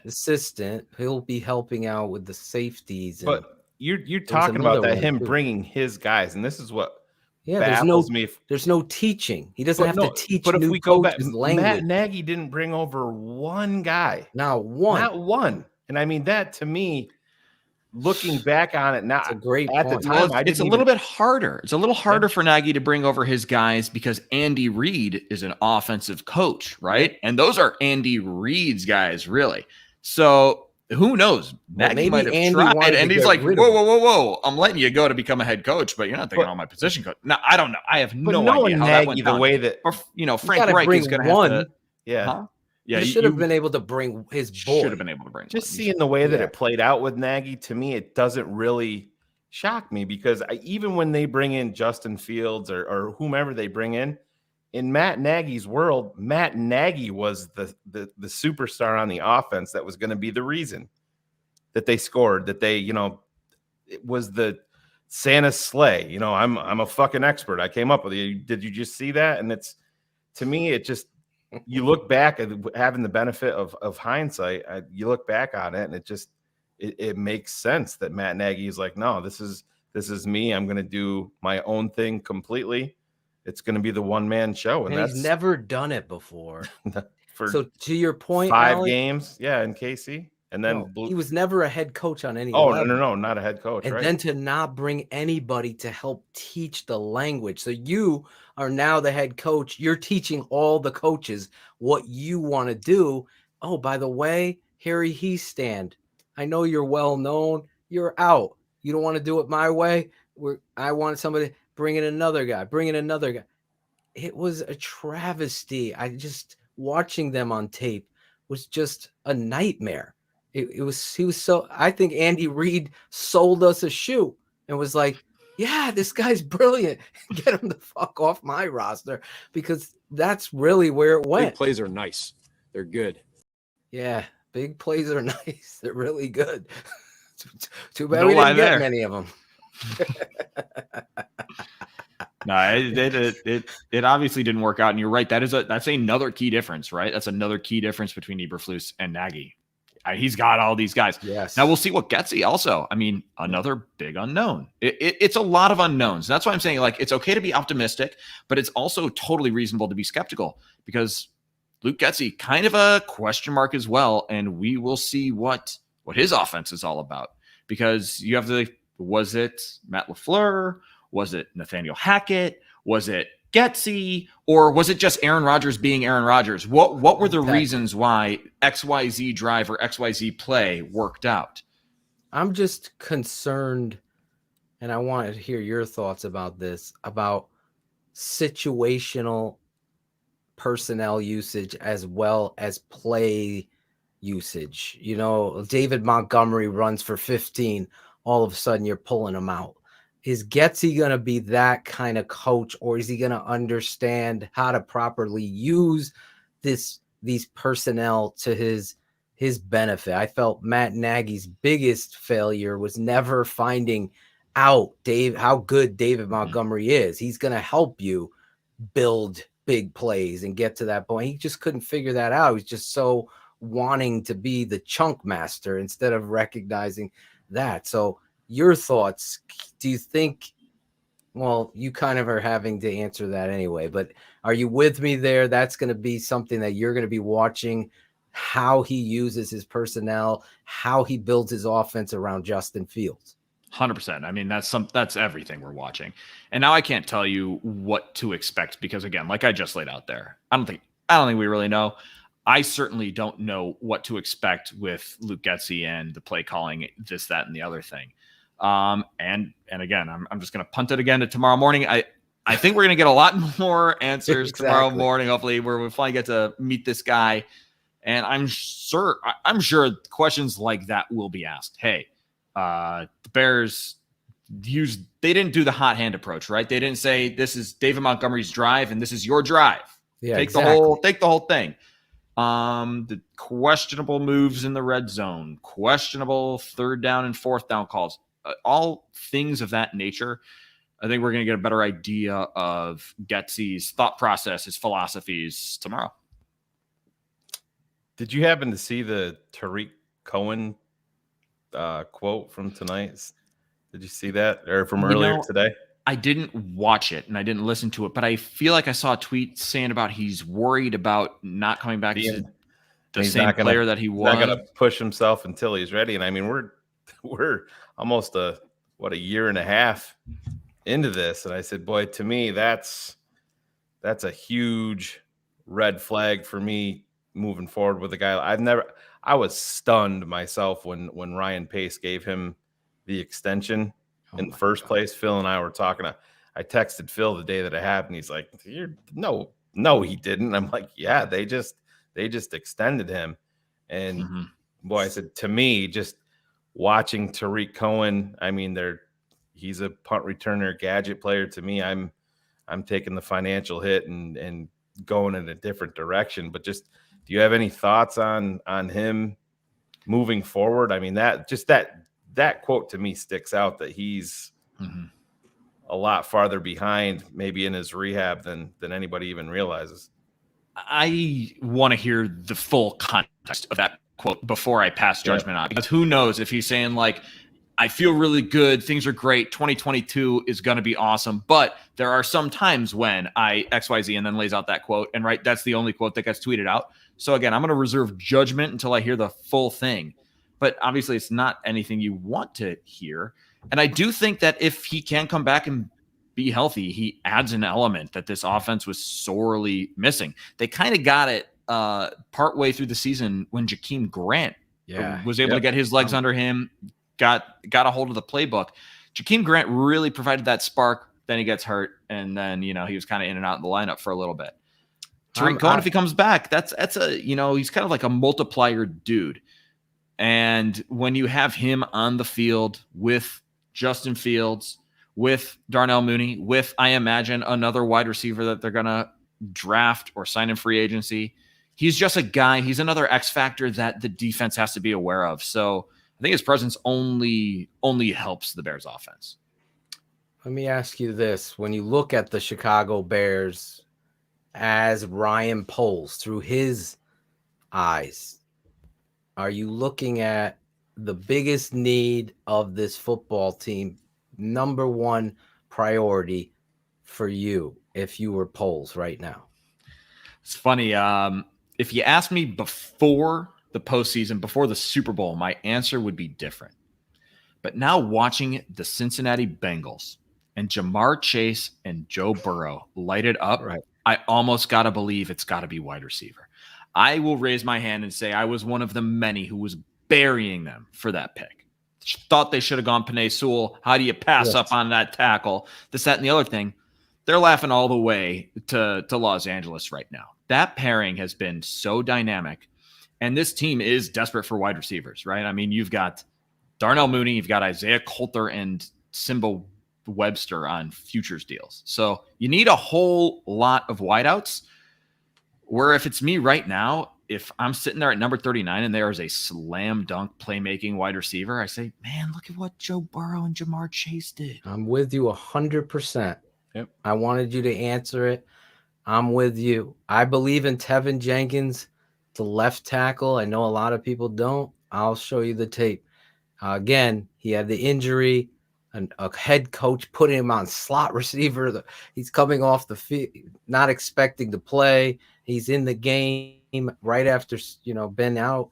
So I believe receiver is the number one thing, whether it's going to be in free agency or the draft, that this football team I think it's going to be in both. I agree. Yeah. And I mean, get this, the kid from Alabama who popped his ACL, if he's there at 39, not Mechie. You're talking about Jameson Williams. Yeah. If you got to run to the, he also played with him at Ohio State because he transferred from that would be like, Jamar like Chase, Eddie Jackson round two. It's like Eddie Jackson round two, right? He gets hurt, slides all the way to the Bears. Yes. That worked Eddie, that's going to be our a couple of questions about Eddie. Oh, we got Eddie Jackson coming. I will say this though, while wide receiver is so enticing for all the reasons we just talked about, right? They have tons of holes. I mean, they need cornerbacks. Yep. They need an inside linebacker to go alongside Roquan Smith, right? Alec Ogletree is no longer under contract. I doubt Danny Trevathan is a part of this team's future. I mean, there are tons of holes. We already talked about the 3-tech because Akeem Hicks is no longer under contract. So there's plenty of ways that the team and Ryan Poles can go and make a serious impact with that number 39 pick if they stay at number 39. But wherever they go, they have the opportunity to make a huge impact on the roster. Are you in the camp of bringing Allen Robinson back and thinking he was just a product of Matt Nagy, no Nagy love or whatever it is, that connection with Justin Fields wasn't built, or there was a lot of plays of him loafing, not giving his full effort? Do you think he's somebody you would want to bring back or no? It's got to be for the right deal. I'm not sure what Allen Robinson is asking for, and I'm not sure what his market is going to be. But it honestly might be in everybody's best interests for a short-term deal, similar to the Akeem Hicks situation, right? You give him a one-year deal for, I don't know, $15, $16 million, say, do it again. Again, these are totally hypothetical numbers I'm just throwing out there. But they need tons of wide receivers. I still believe, even though it was a really bad season last year, I still believe Allen Robinson is a really good wide receiver. And if you have Justin Fields and Allen Robinson working together from day one, taking nothing but snaps, You don't have Allen Robinson running nothing but hitches. I wrote a piece. I wrote a piece earlier this month about basically how it's unbelievable how that was the only route he ran. It was crazy. It was kind of crazy. Let's throw curls. Yes, exactly. So that's all they did. And it's like, it's hard to make an impact on the game like that. And if you look at his route charts from 2018 and you look at his route charts from 2021, it's an entirely different story. It's like, I don't know why that happened. That's a question I asked Matt Nagy. But around week 10 or week 11, I was like, yo, do you know that Allen Robinson is running more hitch routes than anybody else in the NFL right now? Oh, And that he was straight up you. said, that was me. Yeah, I remember complimenting Alex. that. I got to review. I got to review the tape. I'm not sure about that. I got to review the tape. I asked that question. Well, that's actually a good question for the media because we always talk over the end of game broadcast. Or believe me, I'm sure there are questions that I asked that you fully dunked on me, and I totally deserved them. But I don't know. I'm feeling Shapiro, Shane. I got dunked on by Desai once and maybe Laser once. So it happens. We asked every Bears beat reporter that we've had on. We've had a bunch of them to ask Matt Nagy in the presser, have you found out your whys yet? No, it's been 4 years. And nobody did it. And I don't think it's an unprofessional question with him talking about it so much. There are ways you can ask questions. I mean, it's like, we have a professional relationship with these people. You got to look them in the eye every day, and you don't want to be a dick. But I think people did ask those questions. Potsy's job? Honestly, I was just gonna say, like, Potsy asks tough questions. Lots of guys ask tough questions. Pretty much everybody, I think, does a good job of holding them accountable. You just might ask that question a little bit more tactfully than have you found the whys. I mean, but that question got asked like a dozen times. Come on. What are the whys, right? What are the whys? And so when we all understand what the whys are, whatever that is. I'm telling you, how stupid is that? That's my dad. Straight from Brooklyn, New York. There you go. Shane, I'm sorry. You had another question for him. Oh, no. Go ahead.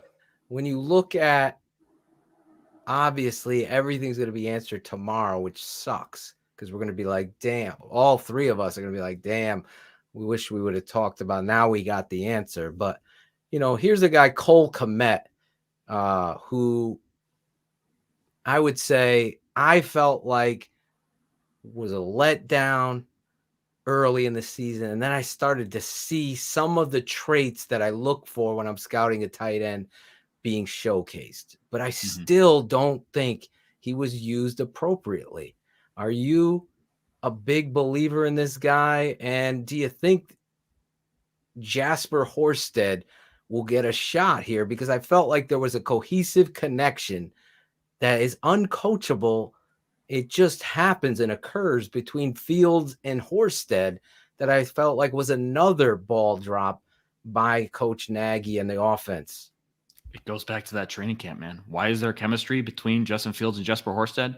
Because in training camp, it was Justin Fields playing with Jesper Horsted and Jesse James. Exactly. It's Cole Kmet playing with Andy Dalton. So it's understandable that it took them a while to get on the same page, right? I mean, they didn't have those reps. Now, I'm sure they're working outside of practice, but I mean, there's only so much you can do. And you do need those reps. And I think the jury is still out on Cole Kmet. I think everybody wanted to see him take that leap from year 1 to year 2. It's hard to expect great things from a tight end in year 1, right? Kyle Pitts doesn't happen very often. Right. But to me, what I would like to see is the situations in which Cole Kmet is making an impact on the game. 3rd and 6, are you going to him to get the first down? In the red zone, and they did this a little bit with Jimmy Graham throughout the season. Exactly. In the red zone, when you're at the 8-yard line, are you going to your tight end for that touchdown on 2nd and goal or whatever, So it's not like I'm not looking really at the numbers did he have 80 catches? Did he have 800 yards? All of those things are great. And we do use those metrics to judge a guy, but it's like I want to see, is he helping them move the chains? Is he helping them going back to that situational football? Is he helping them in the situations where he can be a security blanket for a Justin Fields, where maybe he doesn't put up gaudy numbers like George Kittle or Travis Kelce, but if he puts up a 560 and a tutty, that's obviously great. Even if he doesn't have the touchdown, if he's converting first downs, I think that could be an integral, huge part of this offense and something that will help Justin Fields a lot. All right, real quick. Jesper Horsted, you're around this team. Every time I see this kid, he's making plays. Is he doing that in practice? And is that neglectful of this, of the GM or the head coach not getting him involved in your mind? Well, in training camp, he was making a ton of plays. He and Jesse James, both of them. But I will say in practice, full disclosure, we get to watch like 10 minutes of practice. That's what we watch them stretch. We watch them warm up. We watch them do individual drills, maybe some 7-on-7 stuff, but it's not like we're watching the red zone stuff. It's not like we're watching any of that. They kick us out for all that stuff. So really the majority of what we're seeing in the regular season is the individual drills and all those sort of things. But over the summer, dude was making plays 100%. He and Jesse James. But so was Jimmy Graham, Cole Kmet as well, yeah. But all eyes are on Justin Fields when Justin Fields is out there, and he definitely had a connection with those guys. Do you think with Ryan Poles, we've heard him talk about the offensive line and wanting to revamp that, and it's James Daniels already has had a kind of a strange offseason talking about Potsy. That exchange that he had with Potsy was, oh my god, legendary. Yeah, it was hard to even listen to. I said it to Phil. I'm like, you got to watch this, man. But you think that they're going to, he's still, 24 years old. Mm-hmm. Do you think that they're going to, unrestricted free agent, offensive line is a huge part of what they're doing. Got a versatile young player there. Do you think that they're going to invest the money into him? Or do you think that they're going to let him go out there and seek a deal elsewhere and see what he can get? I bet they do keep him because he is a solid guard. He is young. Yeah. He is reliable. And is he a better center? That's the most important question. That is a wonderful question. We don't really know. He is. But he's versatile. All right. We've seen him play all over the line. He's played left guard. He's played right guard. He has played some center. I think he's got a lot of traits, and there are probably going to be new pieces on the line in some way, shape, or form, just because new guy who is so offensively line focused. There's turnover at every position every year anyways. He might be a guy where it makes sense. Yeah, he's a good player, and he is in the prime of his career. Lock him up, give him a deal so there is some continuity, and you've got a piece you don't really need to worry about, because there are plenty of question marks. You brought up the center question mark. I think Sam Mustipher can be a good center. When I hear him talk, he seems to be a leader of men. I think he's a guy, even though he's young, that a lot of those players look up to.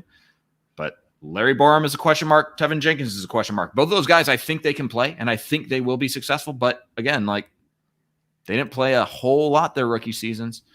So when you have a lot of these things that are kind of interchangeable, we don't really know, we got to do a lot of self-scouting. The reliability of just saying, hey, let's just plug James Daniels in there. We don't have to worry about James Daniels is enticing, and I think it makes some sense. It's going to be interesting with the new offensive line coach coming over with that Kyle Shanahan style of offense to see, that priority on that center. I don't think me and Olin got into it a little bit, and I love Olin, but I don't think Sam has that pop that is necessary to get that athleticism to run this zone scheme. And it's up to Sam to prove that wrong. And me and Olin agree on that 100%. We want to better the Bears. Right now, I think James Daniels is a huge upgrade at center. And if he can't call out the mic or the front, that's on the coach for not teaching him, because that was the label that he didn't have a voice. He didn't throw his voice. He did perfectly fine at Iowa, where they hold their offensive lineman to a standard at center. And when I scouted him, I was just, wow. But anyway. Apparently they didn't win enough games. Yeah. Oh, boy. Apparently we don't know what winning was. People in the chat are yeah, I mean, we know how to identify the mic, but he didn't know what winning was. To me, do you think that was it just the came weirdest. back to he was realizing that he was an unrestricted free agent, and maybe there was a chance if he said the wrong thing, this was going to piss off the front office? It was just, I have no idea what that was. That was just it was definitely Oh, awkward. like Yeah. line in this. I don't know where Jackle, you're on the porcelain potty or whatever the heck. I'll try to find the James Daniels Mark Potash soundbite. So the fans it's can a hear long that. one, and it's a long one. It's uncomfortable. But it's worth the listen later in the show. But Alex, if you're doesn't looking need at to the hear that. offensive line, you brought up Mustipher and Jenkins and Borum. Who do you think is the biggest question mark among those three young offensive linemen? It's got to be Tevin Jenkins. Even just more because, so than Mustipher, really? Yeah, because I don't know if he's a left tackle or a right tackle. I don't. That's really what it boils down to. And also, we didn't watch him play that much. I will say, when he played, I thought he was good. He, there were no glaring whatevers. I think he has the right mentality. He has that grit. He has that nasty that we were talking about. But I just need to see more. That's just bottom line what it is. You're coming from a place where you haven't seen it yet. I mean, his college tape told me this guy's a dancing bear in the lines of Trent Williams, that kind of player. Trent Williams wasn't Trent Williams. He had to work at it. You got to work at your craft. I thought the Chicago Bears did the right thing and then fucked up by putting him out there right after surgery. Now he's playing slot receiver. I mean, these things just boggle my mind. But you're talking about at the end of the season? Yeah, that's playing when him at all in the end of the season. Yeah, I wanted to just redshirt him or put him as a backup, allow him the year to learn and come back and be healthy, get him that want. They did what they did. I thought once you've decided to put him out there, you keep him out there. They have nothing to win or gain, and they bench him for Peters. You follow me? And then that was a waste of reps. So you totally did it backwards in my mind, how they handled it. The Packer game, he was just thrust right off of being on IR for the whole year. So you can make the same argument with Jermaine Ifedi and Larry Borum. You can make the exact same argument. You had Larry Borum in there, and then Jermaine Ifedi's a veteran. I don't mind. You've done Jason Peters isn't a veteran?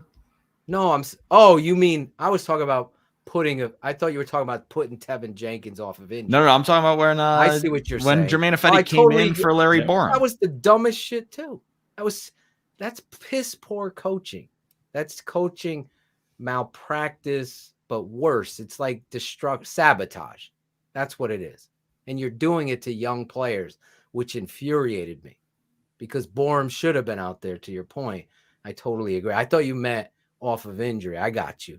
So we're on the same page. We're on the same page. Let me ask you this.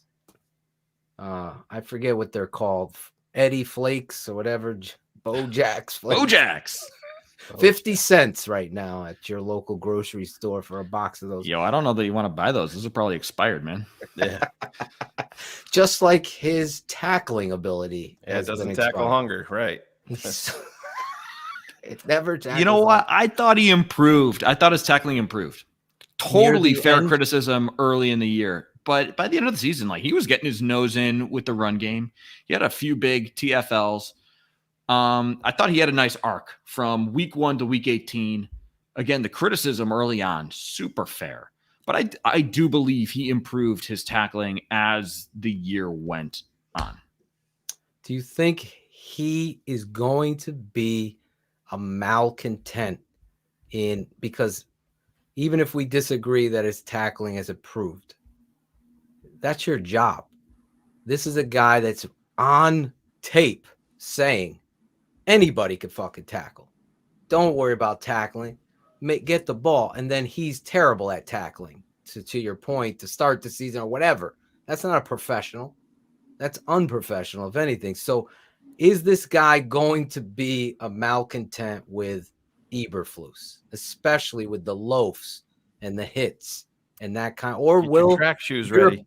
You're around this guy, so do you think he'll transform and maybe turn it around? You know the player. We just see the guy on Instagram or whatever. I mean, you're watching all the same interviews. Clearly, you're watching all the press conferences, just like we are. Like, we're asking the questions, but you clearly watch those press conferences. But I do believe that he can buy in, and there was obviously that buy-in when Vic Fangio was there. I think there was buy-in with Sean Desai as well, because we did. I mean, we saw that change, and he might have, had a bit of an attitude when you ask him about tackling, because he's like, who are you? But when Sean Desai says something, I have a sneaky suspicion he listened, because at least me, I saw growth. I saw development in that regard. So I do believe, and I think he'll understand, because my understanding from, talking with all these people who knew Eberflus from the Colts is that he makes it very clear, like, this is the expectation.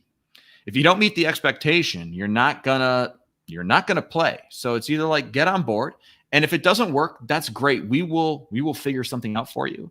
Read in between the lines. That's like, it's not going to be here, but we'll figure something out for you so that you can find a team where you fit in better, right? Right. And once that becomes clear, I do believe that Eddie Jackson is going to say, you know what? Yeah, if this is what we're doing to become championship football team, I'm on board. Let's get it done. So I have no reason to believe that he would be a malcontent in this. And the thing about it is, when I look at Eddie too, with him coming, I'm an Alabama guy, followed Eddie his entire career, and this actually happened to him in Alabama. He was a captain, and he decided he didn't want to tackle. Saban said, guess what? If you're not going to tackle, you're going to sit your ass over here on the bench. And he benched him. He didn't care. And Eddie came back and started to play better for it. And then he broke his leg and fell in the draft, and that whole thing happened. But I think where I'm looking forward to seeing how Eddie comes through with Eberflus is, a lot of these guys want to be coached hard in the NFL. They want to be held accountable. And I don't think that they got that here with Matt Nagy. I mean, come on, when it's your head coach is out there saying, oh, I had guys come to me in the exit meetings 2 years ago, and they said, hey, coach, we want to go over tape in front of the entire team and be held accountable. And he's like, I took that. And I'm like, how is this not happening? Should be anyway. Number one or number two in the freaking, what is it? But I think I do agree with you there, Alex. I think Eberflus may be the key to unlocking Eddie, because the talent is there. He's been a different player since he got paid, plain and simple. He got the big contract extension. The numbers went down, not like the Bears haven't had their warts themselves on the defense, especially being on the field too much on top of it.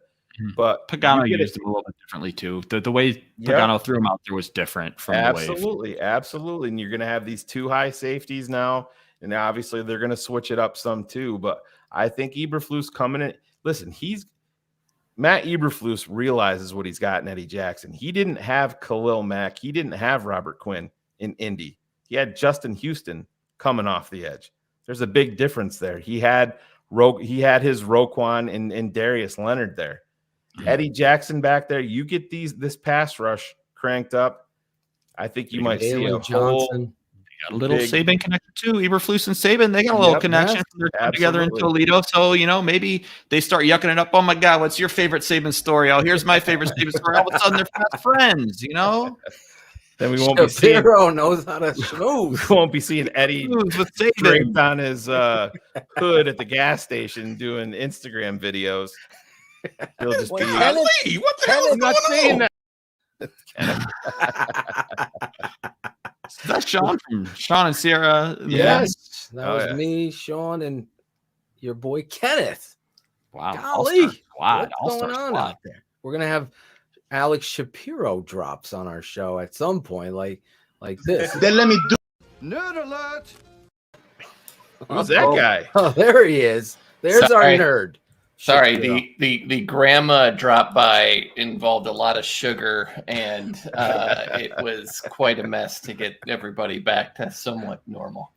Well, we've had Alex Shapiro on. I want to be gentle with people's time here. I don't know how much time you have left with us, Shapiro. I got a little bit more time. Having a good time. So, good. Lord Cars, our Yes, sir. resident nerd. Cars, pleasure to meet you, man. Nice to meet you as well. So Cars is the only one of us in the Chicago area. Yeah. So word? he represents. Where are you guys? Can we go around the horn? Yeah, let's go around the horn here. I I'm am in Connecticut. I'm New York. Cars is Illinois. I'm Naperville, so Naperville, upstate New York. Yep, upstate. Middle On of the Connecticut. St. Lawrence River. It's from way out there. The best pizza in the world right here in New Haven, Connecticut. And that Uh-oh. He looks perplexed. Interesting. I got to get you out here, Shapiro. Didn't peg New Haven as a pizza place. Didn't have New Haven pegged as anything, really. I don't know much about it, but oh my God. it is. Look at our producer shaking his head in the he's upset with it. I've only been hearing this for 25 years. Dave Portnoy just crowned it in, I don't know Not how just, you it was a feel. couple years ago. Yeah, But I'm a crowned New it York again. guy, and I was skeptical. I went down, spent some time with Phil and his family, and they took me out, and it's absolutely legit. Do a little listen. Steven Spielberg flies in on his private jet into Tweed just for the pizza. Well, if it's good enough for Steven Spielberg, it's good enough. Exactly. I said to my Chris Zorich, I was talking with him earlier today, and Zorich came. He's like, dude, I cannot wait to get to New Haven for the. He's had it before. He took an extra large on the plane home with him. We were talking about too. Was just talking to Zorro earlier today. Nice we little were flex. We were talking about Spielberg being He's on our network. the voice Chris of our Zorich. Zorich is on our got a network. show. He's my boy. Yes. Oh my goodness. Well, I'm gonna bring you on with Zorich next time because we got to have you back, bro. He loves to talk about wanting to play middle linebacker. It's one of his favorite things to review. He does not. He does not. We were talking about Steven Spielberg being the voice or the movie of our childhood. Like, think about what he's done. Close Encounters, E.T., Raiders of the Lost Ark. All of these movies were like amazing. So I was talking about Spielberg, and then Zorich brought up, dude, I got to get to New Haven for the pizza again. And that's brought out this whole thing on Facebook and Instagram because pizza in New Haven is the best. And anyway, Shapiro will get out here. I'm in. We'll get you out here once, man. I'll try anything once. Come with Kenneth Davis. I'm getting all of the Bears are playing out here. Shapiro, bring Strobel. It'll be a whole under center. There you go. We'll get the under center TTNL crossover pizza show. They've already told me we could do the show live at this pizza place called Moderna Pizza in New Haven because there's more than one pizza place there. But anyway. He also did Jaws as Michael Hall as four exclamation points on Jaws. The new West Side Story, anybody? No good. I'm like not even kidding. That was like I kind of Was you like that? I'm not even kidding. Were you happy with that? First movie I went back to see in theaters post pandemic. Really? Still in the middle of the pandemic. Oh yeah. That was good. It was excellent. I'm gonna check it out. My favorite musical. You're gonna learn more about me. West Side Story is probably my favorite musical. I enjoy a musical from time to time. Wasn't every Disney movie a musical? Pretty much. Every Disney movie is a musical. Yes. So when dudes are like, I fucking hate musical. I'm Have like, you seen the Mark Rebelay musical? The Lion King? Are you kidding me? I can pretty much sing Encanto. Encanto is like killing me. Front and back now. Yeah. My daughters and my sons are all singing that song, Encanto song. Gotcha. Oh yeah. New. My That's God. After my time. I don't even want to sing it because do you have any kids, Shapiro? Okay. Are you single? I'm happily married. Okay. Happily married, but we have no children. Because Sheri kind of looked up. She knew where we were Yep. going there. She's there. Yeah. Right there from the south side, right there. Sheri, you want to say hi to Alex? Hello, Alex. There you go. Pleasure to meet you, Sheri. TTNL, you're going to understand the Tape Never Lies Network is a family. And I'm not kidding. Our fans travel. Kenneth will tell you. Our fans are tailgating before the show. There's almost 540 live listeners right now. And we appreciate you guys all joining in live here. And then introducing you to his first time on the show, Alex Shapiro, NBC Sports, Chicago. He's the guy that asks the good questions. We're going to make sure Alex continues to do that. That one time, at least. Well, yeah. What up, TTNL family? I'm learning so much. Thank you for having me as a part of the fam. I am feeling the love. I'm feeling the love for sure. We're going to give you one chore to do before you leave. But Or it's chimed in. Poor Chris is going to kill it. I think Chris is watching tonight, too. Anyway, Cars. Yes, sir. You are here. We're on the cusp, the precipice, the cusp of hearing from these coordinators. Obviously, wish they had spoken today so all of us could be hammering home these points tonight. But, you know, I want to leave it up to you to ask Alex some of thoughts that you have. Obviously, we've all been step for step on a guy that I think the mic drop moments are, where is it? I wanted to give you the drop. This is the drop where Matt Eberflus, I think, is a mic drop moment. Quick question and a follow-up. Do you plan on calling the defense as a head coach, or do you envision kind of overlooking everything and handing those responsibilities off to your DC?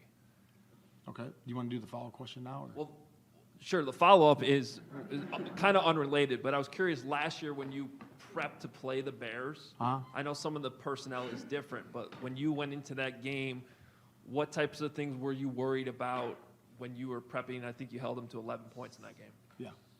Yeah, so to answer your first question, I do believe that to be the head football coach and be efficient at that, you are exactly the head football coach. You know, so I can be involved in all aspects of the game. So the defensive coordinator that we hire will call the defensive plays. I will.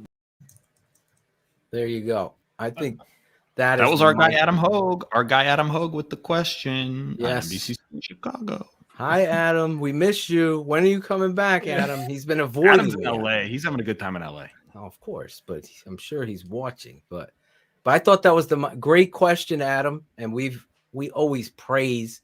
Yes, we beat up, we bully up on the bullshit. We'll call it out, but we do praise people that do a great job, like yourself. I'm not blowing smoke.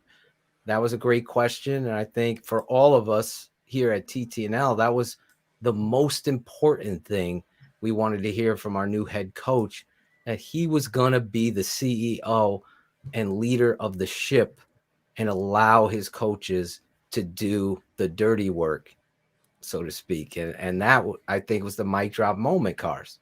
I think there was a confidence there, like he knew the answers. You know, we used to always make fun of these Matt Nagy, like, we're looking for this answer, we're looking for this, we're looking for that. And with him, it was always like, well, no, this is how I view it. This is how it's going to be. This is what I need to do.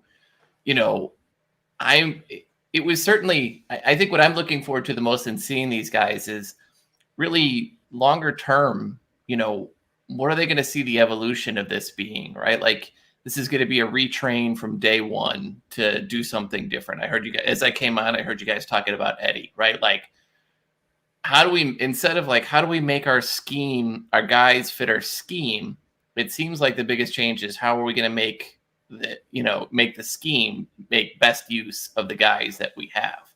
That seems to be the biggest change, as well as significantly way more confidence up there. You know, like Potash throws an old haymaker and doesn't stun him whatsoever. Or the question about like, why didn't you expand the search, right? If you were given the opportunity to do a more expansive search, would you have done it? I was given the opportunity. I found him.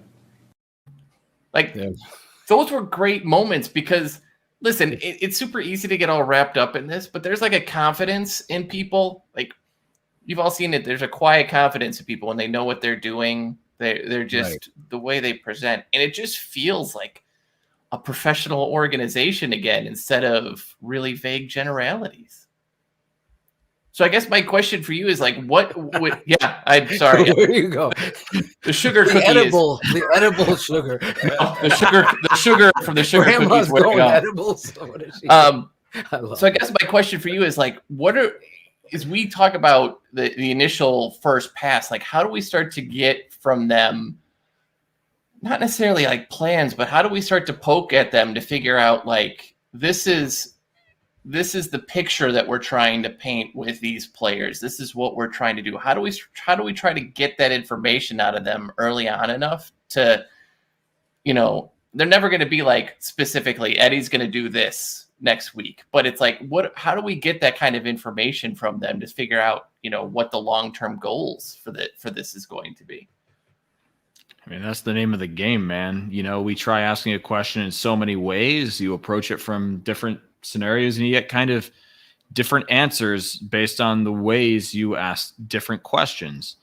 And here's the thing, as you get familiar with somebody, you kind of learn the ways to ask those questions. And since they're so new, and I'm like kind of copping out, but I'm trying to be, kind of real with it. It's like, as you learn things about these players and the coaches and the GMs, you learn what's the best way for me to ask a question to get an answer. I personally never like kind of like the leading question where you kind of set up this scenario and you're like, oh, actually what I really meant was this, I don't know. It's something that I still, being one of the newer guys on the beat, that I still play around with, right? How am I going to ask? I have this thing that I want to get at. How do I want to ask it to get at it? We were talking about the curls thing for a while. I mean, that's something that I played with for a few days. How am I going to ask this curls question? And you just kind of feel it out. And again, like we've only spoken to Matt Eberflus and Ryan Poles once. So, and a lot of that introductory stuff is the introductory stuff, right? I mean, an introductory press conference is always going to be an introductory press conference. They're all essentially going to say the same things. As we talk to these guys more and more, I think what we'll also notice is, what are the patterns? What are the things that they continue going to?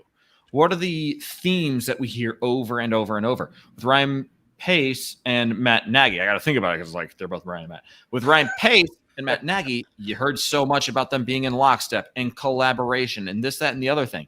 And already it kind of like dinged for me when Poles is talking about, oh, I want open conversation, candid conversations. I don't mind being challenged on ideas. So it's like, oh, okay, that's a little bit of a difference. Maybe we can explore that. One of the questions that we did ask was about accountability. And that's something that I think we're going to follow up on. Hey, you talk about accountability. What does accountability look like to you? What does it mean to you when you're saying we're going to be accountable with a player? So things of that nature where we have these ideas and we heard all of these things, and you kind of digest them in the intro. And then, okay, where do we go from here? What do these things mean to you? And then again, you got to think about it. Like, what's the best way for me to ask this question? Just don't pass when it's your turn. I had one question. Yeah, one question. You got one question. I pass. Brad Biggs is like, nope, I'm passing. How did you pass? Like, this is the time. Ryan and Matt are men of character. Thank you, George. Thank you. I'm excited to once again hear from Ryan and Matt again, but the coordinators are going to be exciting. I don't want to keep this guy too long. Kenneth always yells at me. Well, he doesn't yell at me. His wife knows when he comes on my show, we have fun. We got a whole debate going on about people's favorite musicals. I think we go around here. Shapiro, is that your favorite musical? West Side Story till I die, man. Are you kidding me? Were you in West Side Story as a young Shapiro?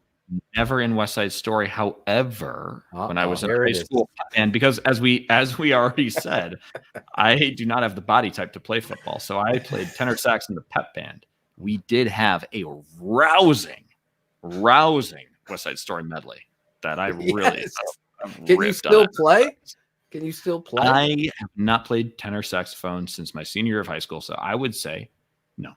Yes. You're on the air, baby. You're on. You did it. You made it. I know that. Wait, I know that guy. Yeah, Oh, you do. You like Mark Rabelais? I've seen a clip or two. Oh, jeez. We have a real doozy, but I don't want to get you in trouble. First of all, don't get him in trouble. Is the Don't get room him in clear? trouble. It is. Don't get Alex, him in trouble. it's funny you say that. My wife played flute in high school, and every now and then they have. But she still play. That's Well, they do. They never do after they're married. No, they do. I knew that's where that was going. But they do alumni nights sometimes where the old alumni could go back and play. And so my wife, it was like 3 years ago, went back and played for the first time in almost 20 years with a couple of her friends. And she's like, how quickly she got right back. Everything got right back into it. Ooh, fuck yourself. Yes, that's right, Shane. That's right. That's right.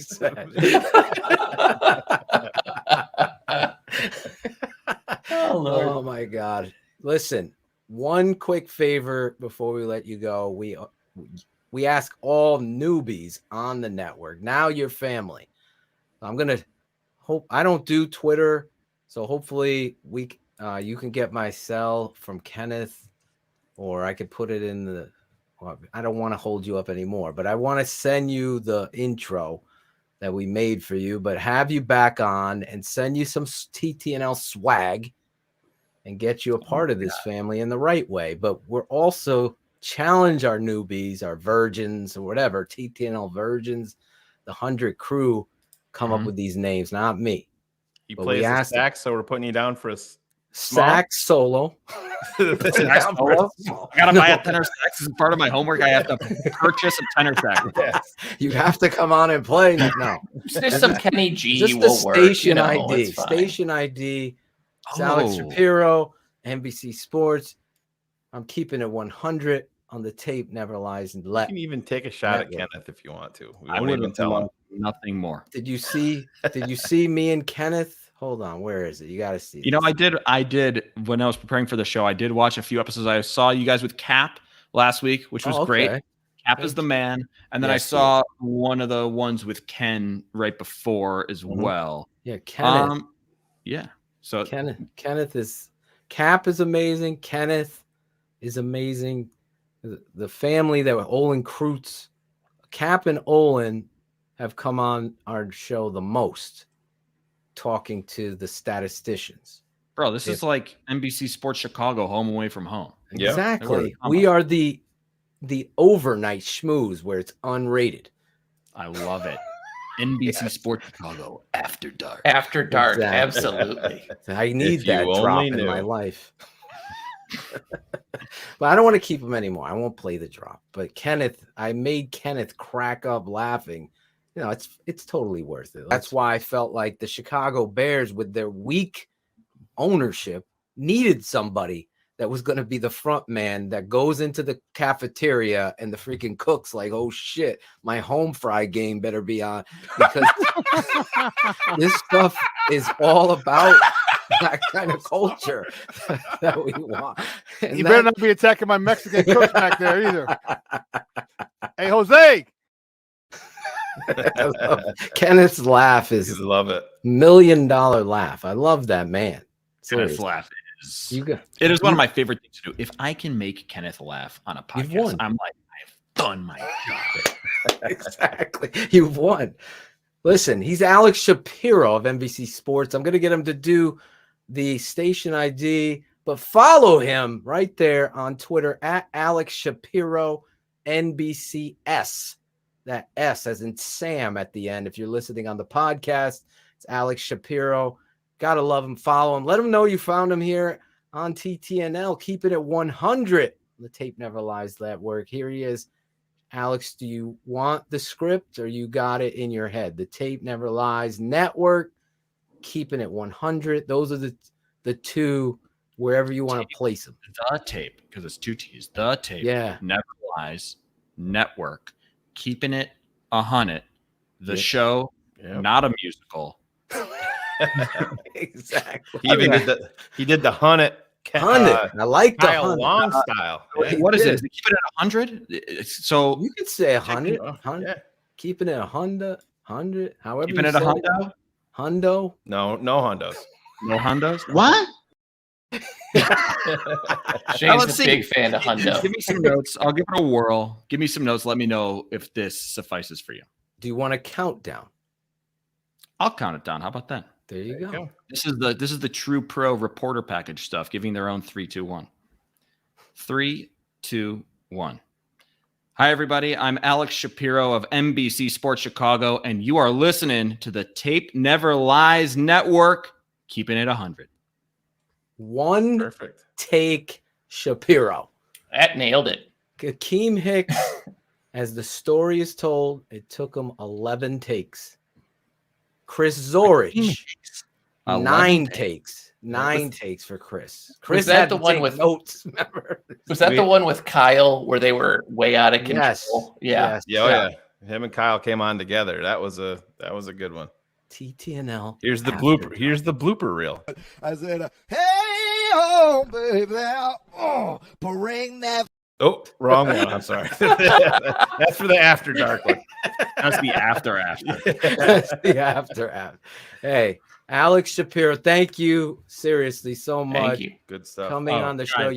You never know when you get a guest how they're gonna vibe, how they're gonna. But Kenneth told me, great dude that you are, and truly he was, and David Kaplan both spoke well on your behalf. So thank you honestly for giving us your time and coming on here, having a lot of fun and breaking down the Chicago Bears. We got to get you back on now, and please, or Shane could give you my cell, and I'll send you out some swag. Because from Twitter, because I don't do Twitter. But thank you so much, bro. No, I really appreciate you guys having me. This was a ton of fun. I had a great time. You guys are great. I would love to come back. So thank you all for having me. It's a blast. Absolutely. Thank you. Absolutely. Alex Shapiro, saxophonist, Tenor sax. And West Side Story fan. Real quick before he goes, Cars, do you have a favorite musical? Oh, my wife will make me sleep on the couch for the rest of my life if I don't say Hamilton. It is required, although to be honest, Book of Mormon is my favorite. Dude, such a good take. Book of Mormon is stolen from me. That is my favorite musical as well. I took my wife there for Valentine's Day 2 years ago. I got to shout out Jim Larison. Have you seen the new Aaron Rodgers commercial, Alex? Real quick before you leave. I don't think I have. Newest invention here is called the Cobb Quickie. Hands down the easiest way to butter your corn on the cob on a hot summer day. Simply grab yourself a fresh stick of butter and using our patent-pending firm grip design, place the butter directly onto the center spikes. Then simply go to town buttering your corn on the cob from top to bottom. No matter what your technique is, get the job done this summer when you use the Cobb Quickie. That's really something. That's really quite a device. The weird part is that guy, like, if it's after dark and your eyes are kind of closed from sleep, it does kind of look like Aaron Rodgers. It does. I also know that guy. That guy's all over Reddit. The guy who makes stupid things that don't need to be said. All right, let's let him go. Alex Shapiro, Thank NBC you. Sports. Follow him. Thank you again for coming on the show, keeping it 100 with us. Thank you. Hey, Thanks, pleasure, Alex. fellas. I'll catch y'all later. Yep. Later. See you, man. Alex Shapiro, Cars. Oh my God. Every time you never know. Oh, Matt motherfucking Ice loves Sweeney Todd. I went and saw Sweeney Todd, 1992, down on Broadway. I remember I went and saw Wicked, and I'm a Sox fan, and I was literally there for game. We bought tickets way in advance, and I was there for Game 2 of the World Series, and I had to sit there on my BlackBerry Pearl. So that tells you again how long ago it is. BlackBerry. Totally trying to get score updates during the middle of the game, but that was another good one. All right, nobody likes Braggs. Yes, that is my favorite drop. Braggs did star in a musical, right, Shane? Yeah. Barb told us that he played a role in Oklahoma. Yeah. The musical Oklahoma. Was he the tumbleweed And getting then trampled? he took part in the Oklahoma drill in high school. And then he quit. He quit. He quit 15 minutes later. Football forever. He did quit. But we do have some of that audio. Did you want to play it a little bit of Jackle's doing shit tonight? Oh yeah. This is we're talking about James Daniels. The back and forth with Potsy where it gets a little bit uncomfortable, but yeah, we'll go ahead and play it here. Here, this is courtesy of The Score. This one makes me so uncomfortable. I'm not gonna lie, because it's like he's trying to play defense, but I can't hear it. Is it? No, it's not. Maybe Sheri has. Greatest. Let's build There up it is. to it, gentlemen. All right. And yeah, here we go. Sit back and enjoy James Daniels. This And is my he guy, Mark begins Grody, with, setting it up. talking about the news of the day, or at least we thought it was the news of the day on Ryan Pace and Matt Nagy being fired. Yeah, James, just what was your reaction to the news and how would you describe your mood and the team's mood after you found out about it? What news are you talking about? It gets worse. GM being fired, about Matt and Ryan. He has no clue. Oh, I mean, I can't speak for the team's mood. I don't like speaking for others, but I can speak for myself. I mean, it's just, very, very unfortunate. I mean, Coach Nagy and Ryan, they were. So the is ones he who called me finding when I out, got or is he drafted playing there, dumb? so, to see them go, like He has to playing know, dumb. right, built Carl? such a good relationship He's over the like, past 4 years. do they know It's sad that to see it go. happened? I mean, I know. Or- it's part I of didn't know if he NFL, was it's part of being a the game, dick and about it. Like, it's a production what? business. Yeah, we haven't and even you got don't to the produce, fucking weird I mean, part yet. that's It's when how, Potsy comes in. You can lose your job and you don't produce.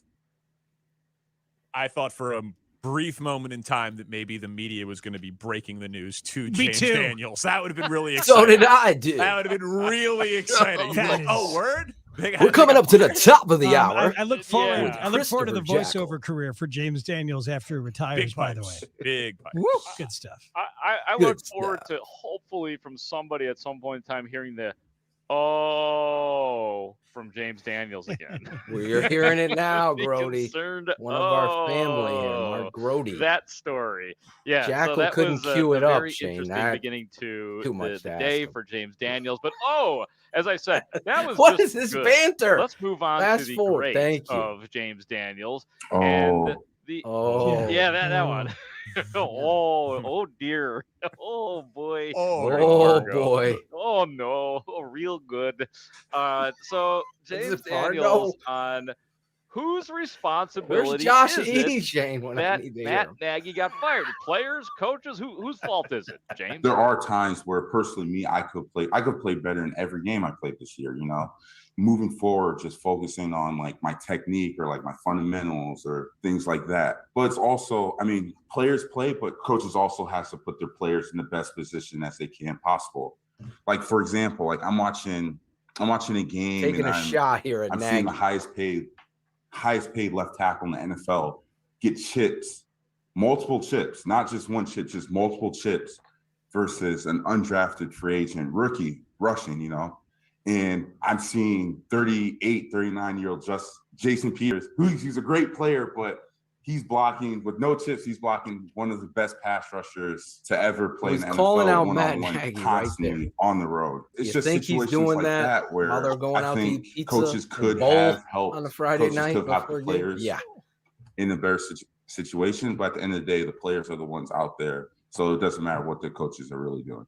That's lovely, honest stuff from James Daniels about. I assume he's talking about Myles Garrett or Jadeveon Clowney going up against Jason Peters, Nick Bosa. Yeah, I suppose so. I'm trying to, All right. Can you cue that up so we're not hearing their banter when I want to hear my banter and Cars and Shane's banter? So fast forward, get to the next part, Jackal. Let us know when it's there. Whoever has it. Is that Sheri who has it? Who has that audio? Yeah, it says Sheri. So Sheri's got it. What'd you say, Jackle? Are you I was here just right saying, now? I sent the whole interview. I'm out in space. What? Yeah. Huh? Hey, Phil, this is your dad. I'm in space. I'm in space. I'm in space. Crying a lot, I can't find the hole. Can't find the hole. That's Crying out loud. I can't find the hole. Ryan Cox texted Cars and I last night. He's like, Coach O was on the fantasy show. I was passed out cold last night. I looked at my phone. I'm like, I don't even know what the fuck's going on. I had no idea. And then Jackle sent me the clip, and I'm like, oh boy. Trying to find something. Well, you know what we can do while we're waiting? Sheri looks like she's very, very bored right now. Sheri, do you want to make your TTNL? This is it. Debut here. This is it. Okay. Are you ready? Nobody, to all go? right. Gentlemen, here are the ground rules. Nobody makes Sponsor. eye contact with her. Everyone look down and to your left. Here, Sheri, we'll make it easy on you. Ready? We'll do this. No, don't put just me on here. Wait a minute. Y'all gotta come back. Do your thing, girl. I said, hey, oh, baby, oh, bring that fat ass over here. I want to get it in my mouth. Jackle. Jackle. Jackle's all fired up. So Y'all Sheri, want to read after that. Sheri, we have a sponsor. A word from our sponsor. Manscaped. You got this? I got it. I'm ready. All right. do your thing. Go ahead. Do it in the sexy voice, Sheri. Come Okay, I'm on, gonna lady take Shayne bear. off. All right, you ready? Heidi's throne is cheering for you. You ready? You're on Here the you go. air, baby. You're on. You did it. You made it. Sheri. Roses are red, violets are blue. We love shaved balls. How about you? Quit doing that. That was perfect. Thank you. Valentine's Day is coming, and we know just the gift to give to that special someone for any and all special occasions. The V-Day. It's time to give him a gift that 4 million men worldwide trust from Manscaped, the leaders in the below-waist grooming. Use our exclusive offer. Go to manscaped.com and use code SHYCITYSPORTS for 20% off plus free shipping. The holidays went by so quickly. If you didn't give him the gift he really wanted, make sure you get it right this time with the Performance Package 4.0 from Manscaped. It's the gift every guy needs in their life to make each and every day just a little more special. The product he's going to absolutely love in this package is the Lawnmower 4.0. Their electric trimmer is designed to trim the hair on loose skin. There it is, Sheri. Isn't that thing nice? I am so proud of you right now, lady bear. You're reading the commercial. Listen, you're selling a product. It's Shay interrupting me. Yeah, stop interrupting. Back And to the get scene. this. The trimmer's advanced skin-safe technology reduces cuts and nicks on his delicate balls. It even has a 4000K LED spotlight so he can shave anywhere your heart desires. Damn straight. That's for the ladies. Okay. Did I mention that it's waterproof too? Now he can shave anything and everything in the shower so you can say goodbye to any left behind hair in the sink. That's I can only imagine the smells coming out of that thing, but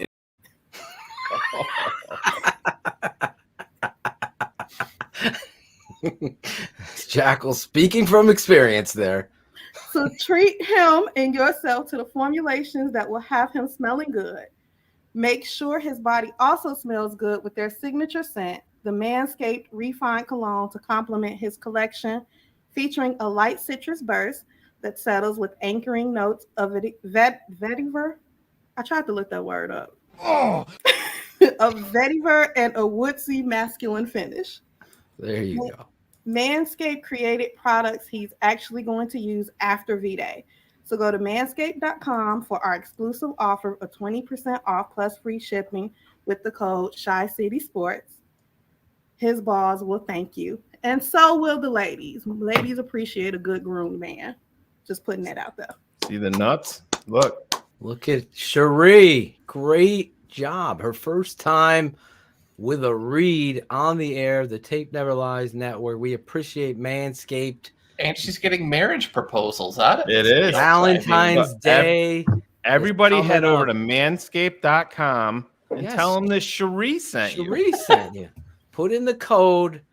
Listen, we're doing things different tonight. Sheri, you are a part of this family. All jokes aside, to get out there makes me very proud to watch you read the read. It's not easy, especially for me and Shayne to do. It's a long read, but the subject matter is funny. Should have seen Sheri's face light up when I said her that. She's like, "What the fuck? How long is this?" That was her exact quote. Speaking of That how is what she long said. this is, how long are you going to be betting or waiting to bet on the Super Bowl? How about that? Life is back on, sports bettors, and we have another sponsor, BETUS. That's betus.com. They have you covered with the NBA, the NHL, college basketball, UFC, PGA, and yes, the Super Bowl. Betting lines are up. They're 27 years in service of live betting on all of it. Prop bets, everything you could think of. And we're going to give you a special offer here at TTNL. Go to betus.com or call the 1-800 number, 1-800-792-3887. That's 1-800-79-BET-US.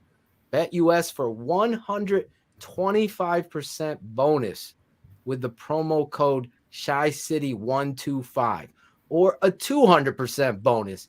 You want to get freaky? Go 200. ShyCity 200. I'm going to give you 200% more of what you put in for the Super Bowl. It's Sunday. Customer service pros are ready to get you on the phone or social, and online sports betting kickoff starts right now. Get in there, make your bets. Let them know TTNL and Shy City sent you. Play with the proven mainstay in the industry, BETUS. You bet, you win, you get paid. It's betus.com. There you go, BETUS. Thank you. But I've been practicing. My Jersey Boys was good. Laz, I went to see Jersey Boy. I gotta keep it 100. That was an impressive musical on Broadway. Yes, we went back there. But BETUS, smash the like button, as Jackle would say. We have over 500 of you in listening live. Hey, smash the like button. What are we doing? We were only at 300 and Sheri started doing her read and the fucking numbers shot up 150 just like that. You get squeaky balls, people show up, man. Yes. Squeaky clean. I see some people buying some swag, by the way, guys. Yeah. We've been seeing people buy swag. You want to get over there? 20%. We're still doing it. We're keeping this Christmas spirit all the way to Valentine's Day. Use the promo code BHL20. Get some swag. I saw my boy Alan had some stats, stats are for losers swag. Like that. Rocking that hoodie. Got polls. I saw my guy Matt Beyer. Yeah. Matt Beyer rocking the got polls. We're going to be getting more stuff up there. Alex Acevedo working the swag routes. This dude's got some swag on. Smoke weed every day.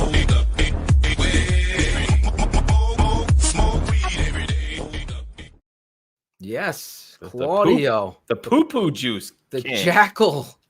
The Jackals. He's got the Jackals. Then let me do what I hired to do. That's what Claudio. That's what Claudio's saying. Yeah. When his daughters are knocking on the bathroom door. Let me do what I gotta do. So tomorrow, do we know what time the presser is going to be? Yes. I posted it on Patreon for our patrons, and you can take it over from there, Phil. You got to sign up. If you're not a patron, the tapeneverlies.com. We gave you a special free view of two of our shows, X's with the O's. That is a coach's clinic every Saturday, as well as Draft Mob. Draft Mob coming back here to the TTNL network Nobody covered the draft in the Chicago Bears like we did. We started and kicked it all off for everybody out there. Break it down. Jenkins, Justin Fields, the quarterbacks. Who talked about Davis Mills? We did. We were prepared. We had Davis Mills over the Wilson in New York. This is a true story. Tape never lies. Go check it out. That neck alone. We're gonna have live mock drafts. Berlissimo, myself, and Shane on Draft Mob. Me and my dad, X's with the O's. Pop-up shows. We're gonna have Eric Kramer, Chris Zorich, Olin Kreutz, David Kaplan, Kenneth Davis, and much more. Lemuel Stinson, Dante Jones coming in, breaking down. Not this weekend, right, Phil? Not all in this weekend, but we aren't gonna be. Yes, this weekend is Super Bowl weekend, as well as Shane and I. Maybe Jackle. He's late. He could be there. He lives right out. I think he's like 10 minutes from Springfield and Farmington with the rich boys at. Right now, he's about 3 million miles from Massachusetts. Let me tell you, he's orbiting somewhere out there in Jupiter.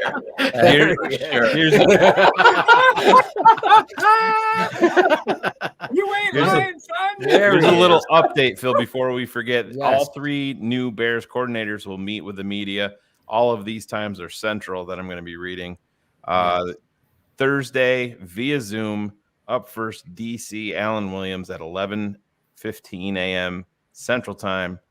Special teams coordinator Richard Hightower follows him up at 11:45 a.m. And then OC Luke Getsy.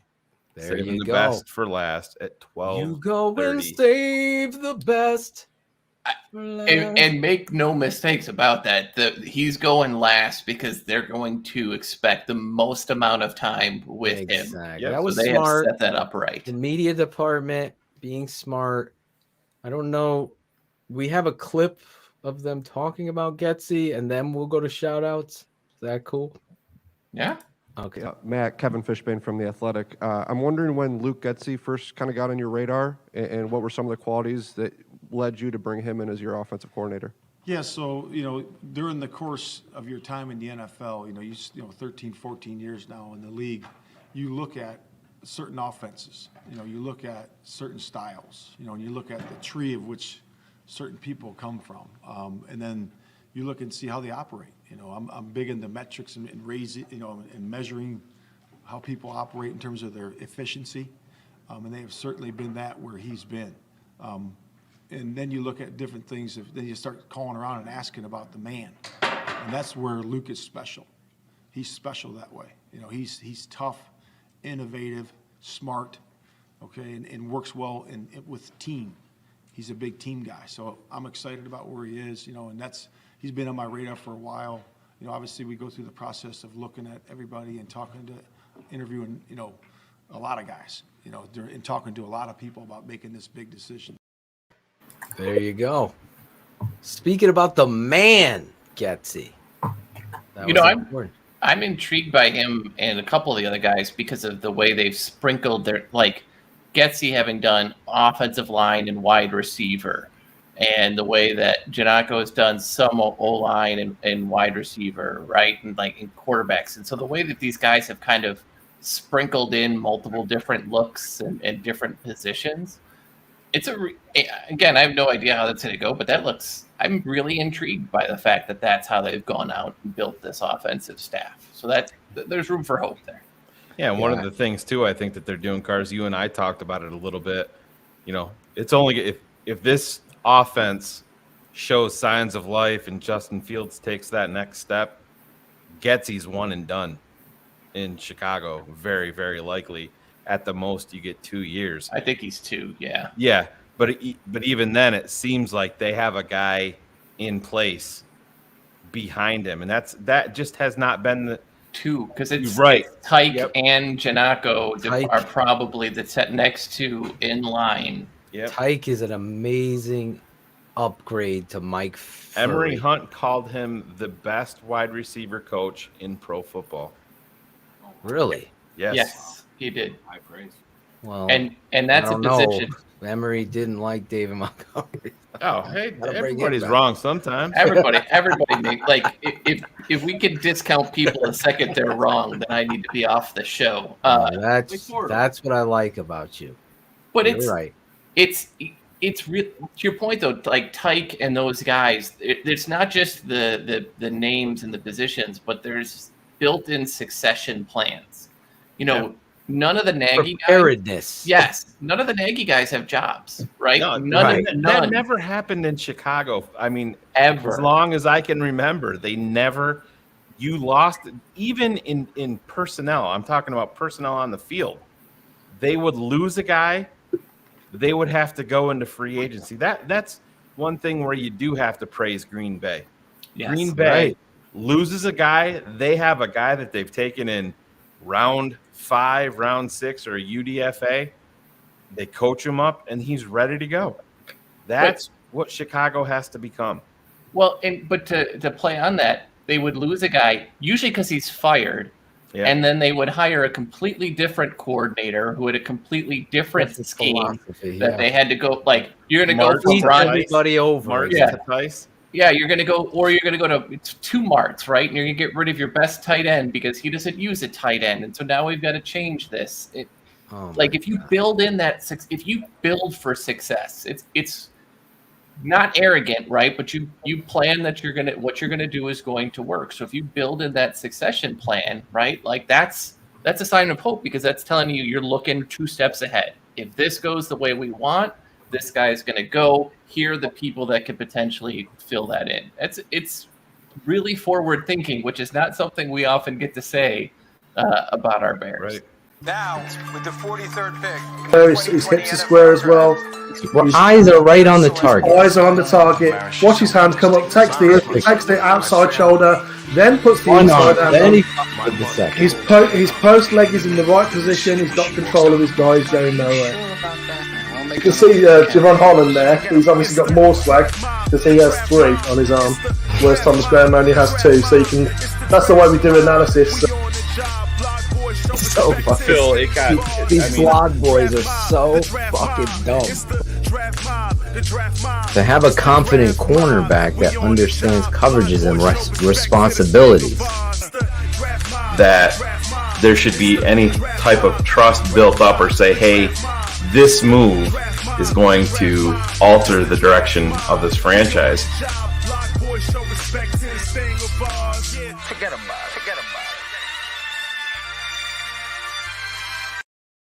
Draft Mob returning to the TTNL network. Just wanted to play that to get you iced up and ready because obviously this GM is going to make it a priority, Cars, on building through the draft. That's another thing that he has experience. We didn't get to talk to Shapiro about that. Is what you talked about.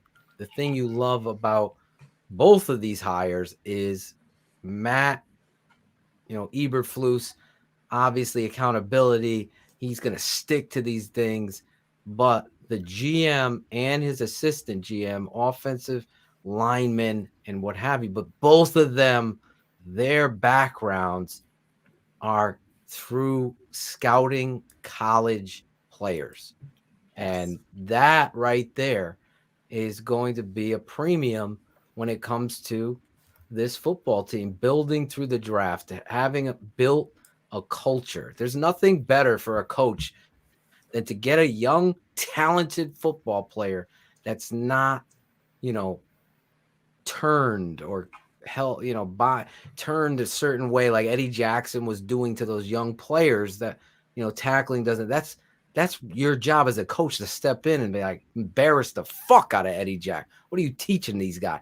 It's all about tackling first. The fundamentals are the most that needed to be stepped in there. Same with Furry. So to have this GM put a priority on college players, getting that clay and molding it, I think it's going to be something that we haven't seen. All of these pieces that you're talking about, having a plan, being proactive instead of reactive, being great teachers, putting a priority on letting your coaches coach and you be the overseer. Obviously, You're hearing. We're hearing all the right things. Tomorrow, obviously, we'll be hearing from these coordinators, and I'm excited about it.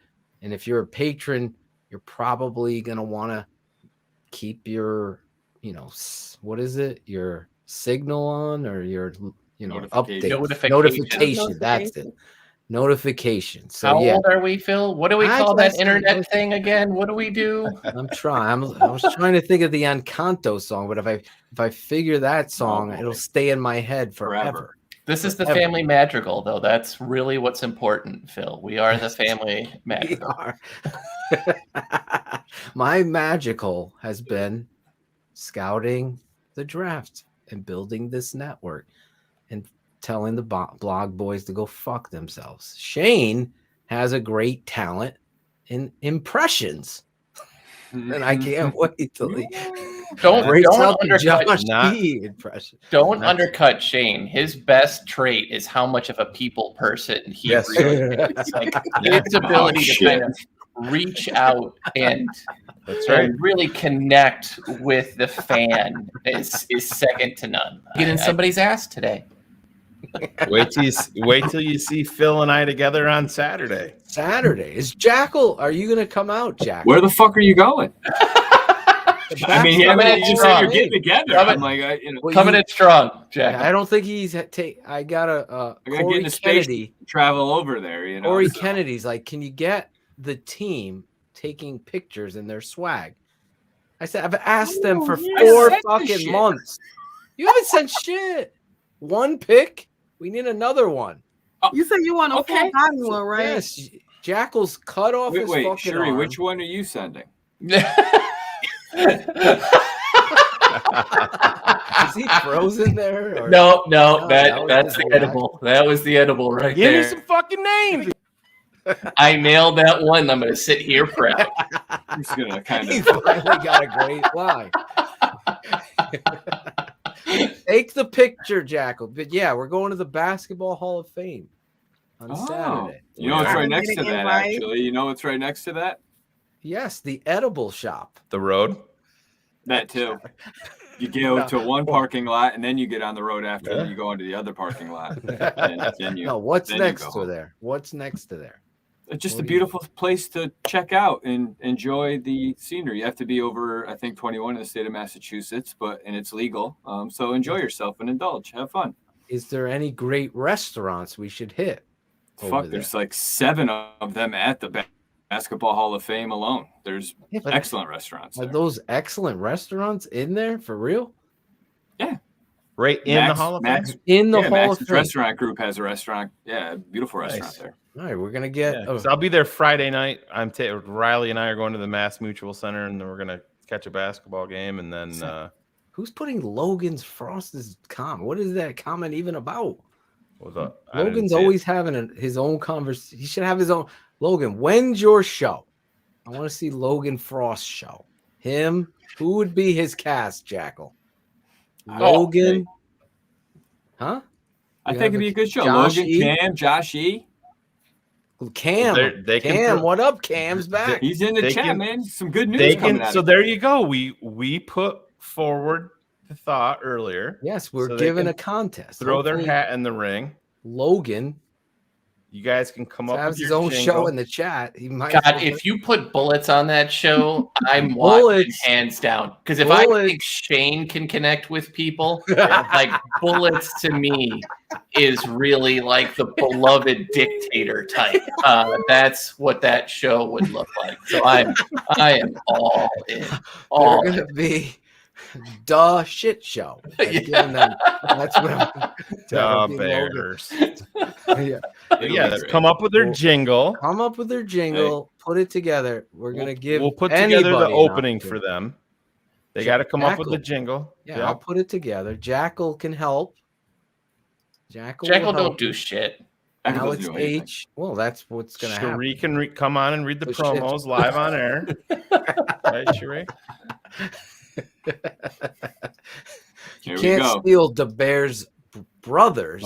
Please don't wear sunglasses while you're on the show. Yes, that's a big ask. Anyway, think about that. We're going to be excited. Yes, become a patron. The Tape Never Lies Network patron. It's www.thetapeneverlies.com. We're pushing to get to 1,000. Really want to get there. Want to smash that like button. Get everybody to sign up. Thetapeneverlies.com. It's going to bring you right to the website. For $7, Shane, we talked about it. One of our patrons made a little chart for you guys. What else can you get for $7? Well, here's some of those things. Eggo waffles, $6.76. $7.89, Logan, for a goddamn croissant, sausage, egg, and cheese. Pop-Tarts. I hate strawberry Pop-Tarts, guys. Really? Gotta be honest. The cinnamon How do you one. hate strawberry Pop-Tarts? It's so fucking sweet. Oh, yeah, but I'm just saying as a Way kid, too you didn't sweet. Yeah, as an adult, I get it. I haven't had a Pop-Tart I in hated forever. them when I was a kid, too. It was really? Overly sweet. What are those other ones? Strudel, whatever. Did you just sucked on the Toaster strudel? strudel. Yeah, Yeah. there you go. Wait, so but something that you cover in sugary frosting isn't too sweet? Yes. Yeah. All All right. right. It went I will over say. the sweet marker. Okay. S'mores Pop-Tarts are banging. S'mores Pop, that's like a secondary. But the cinnamon one, I can eat Glass of milk toasted and or some cold. trees. What? Nutrigrain. Josh E. I know he's been having. Guys, I know I'm getting Jackle's Nutrigrain. not having any trouble shitting. So No, I am having trouble shitting. That's the fucking problem, Phil. Holy shit. There you go. Those are the things you could buy those once, as my boy said. You go through fucking Starbucks one time with your wife. You've paid for 3 months. Go do it. Sign up. It'll be the best thing you've done in a long time. I can promise. And if you don't like it, you could just cancel. But we want to get you in there, and we got a lot of surprises and things to look forward to. The Tape Never Lies. Jackle did it. I was just going to criticize him for no banner. Look at him while I'm smiling. talking Look at him about this guy. Great. Great That's the best job. work you've ever done, Jack. Did I it. didn't He even really do it. did That's it. I the was best part. just about to fucking hammer his It was ass. Sheri, right, Sheri?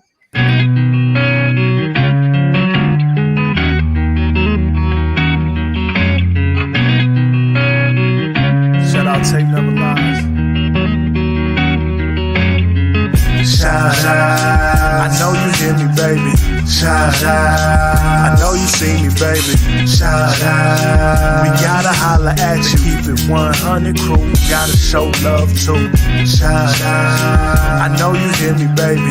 Shout out. I know you see me, baby. Shout out. We gotta holler at you. Keep it 100 crew. Gotta show love too. From the fans in the stands to the follows on the gram. Thanks for your support, showing love in the DM.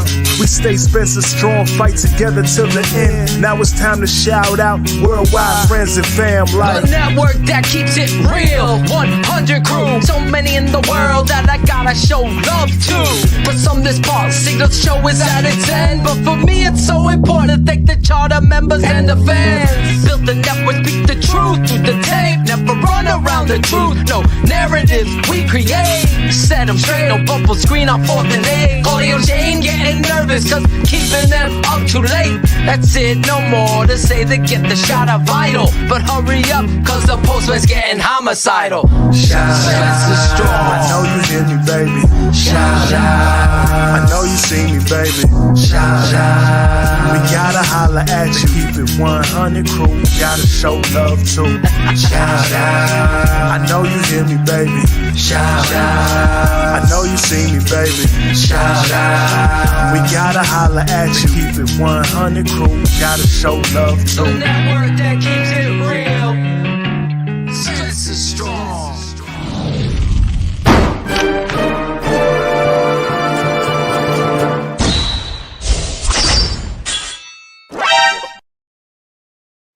Claudio's not here, so we can play that ending, especially when he's not here. Who? Claudio. Who? Claudio. That would have been a good drop. The poop juice. Hey, cut it out. What are you talking about? Yeah, you must have been at the top of your fucking. Then let me do what I hired to do. And now He's doing what he's got to do tonight.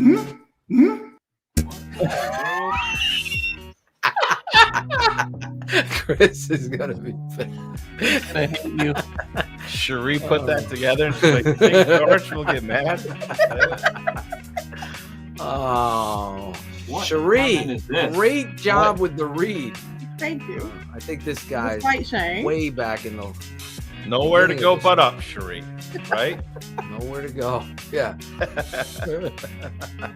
nowhere to go but up. Crying a lot, I can't find the hole. What was going through your guys' head when that was going on, Jackal, when he popped in? I thought Steven froze first off because when the thing all happened, he just kind of like got up and he was just trying not to laugh because he was like, "Is this happening?" But he started giving us a show and he's like, "Oh, I got a bed back here," and he's doing all this. And I'm like, "Coach O, we're live on the air right now," And I just wanted to, I didn't know if he was gonna say something he didn't want to, or pass gas. Who knows? So it was just kind of like it was awesome. And then he dropped that line and then he was like, "Shit, I actually am on a show with these guys." And so he was like, "All right, well, I'll see you guys later." And it was good though. He played it off like a true gentleman. There you go. Oh, We're yeah, gonna have it was to check great. it out. TTNL, always family, always fun. Tonight was therapeutic, as who said that? HL Priest. I totally agree. I was having one of those days, but then tonight, between Shane and Alex and obviously Sheri, Jackal, and then Cars, the cherry on top, Cars. I know Stephanie might not agree with me talking about your Stephanie. Are you kidding? That woman has to be reminded how ridiculous she was to say yes to me all the time. Like, you willingly said yes to this. Here's where you signed on a piece of paper. You fucked up. You're stuck. You're stuck, though. Anyway, we're stuck with you, and I'm happy about that. Everybody brings a certain energy to the table, and again, if you want to have a show on TTNL, I know even you trolls, Shane and I agree. I go, listen, nobody's off the table. If you think you could do the job, I'm going to give you the opportunity. Put it together. We'll be giving you more clarity of that as we go forward. The new show on TTNL, the fan show, whatever you're going to name it, we'll talk about it. But anyway. Yeah, it might even be one and done. It fucking sucks. Yeah, if it sucks, no pressure, though. That's what I want to keep hammering. Fully expect it to, but no pressure. You never know. Someone walks through that door with that. Can't wait to make my YouTube comment. I love you guys, but your show fucking sucks. It's terrible. Oh, you're a pussy. Oh, you're being Factor One called me a blad ass or something in the chat room. That's just hey, bring it. Give me YouTube some comments fucking every day. names. Give me some names. Give them some fucking names of your show. That would be a great Give show. me some fucking names. Give this kid 2 fucking games. Give me some fucking names. Exactly. We are Shane rebuilding looking like all of our drops. Looking like bad Brad. Forget it. Never mind. I'm done. Done. Oh, Forget boy. it. Moving on. No, we're moving on. How many milligrams of today, Junior? I can't. Mouth has decided it's not going to work anymore. All right, nobody likes brags. They're not connected anymore, brain and mouth. Just No, not anymore. No. Well done. Well, I'm almost at there. least we're not starting with you with the shout out. Sheri, she read the read. Now I'm going to give you another chance. Next week, we're going to have former Bears fullback Jason McKee on the show. He'll be able to talk about these coordinators. He's a high school football head coach, getting that experience. What is it? Mount Carmel High School in Chicago. He's a head football coach there. Now he's going to jump on the show, talk about the Bears, what he thinks. We're also going to have what's his name? Bear Down Cuz. Bear Down Cuz is going to jump on the show from Instagram.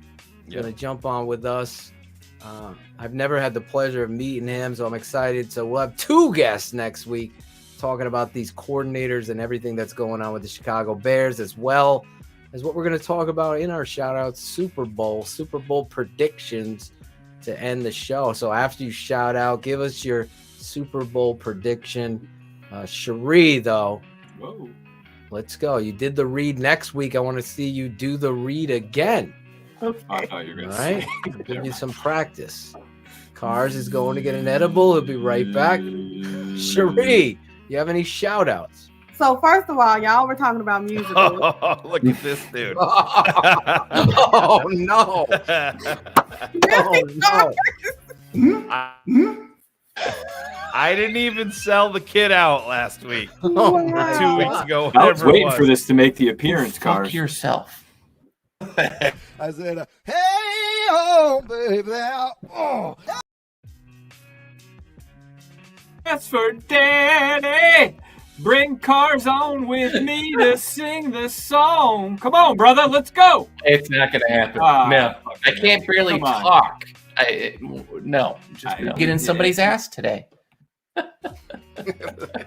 Cars, you're selling out. You're pulling a John.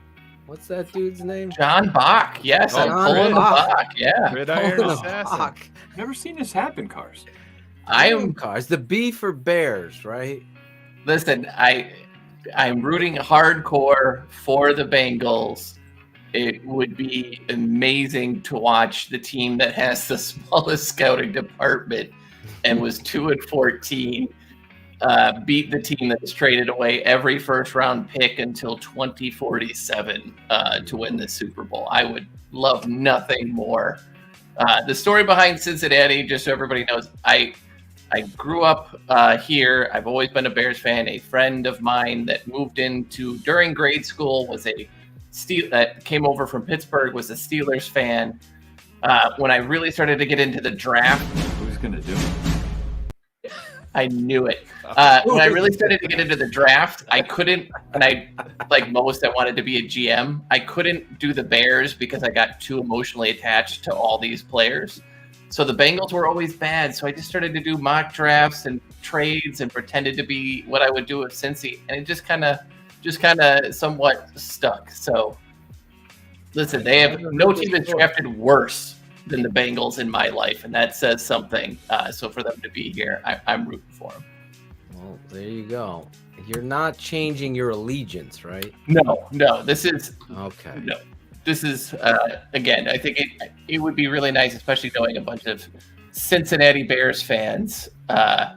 Shane, if you catch that tie-in, but it would. I think it'd be really good for the NFL if they win. So anyway.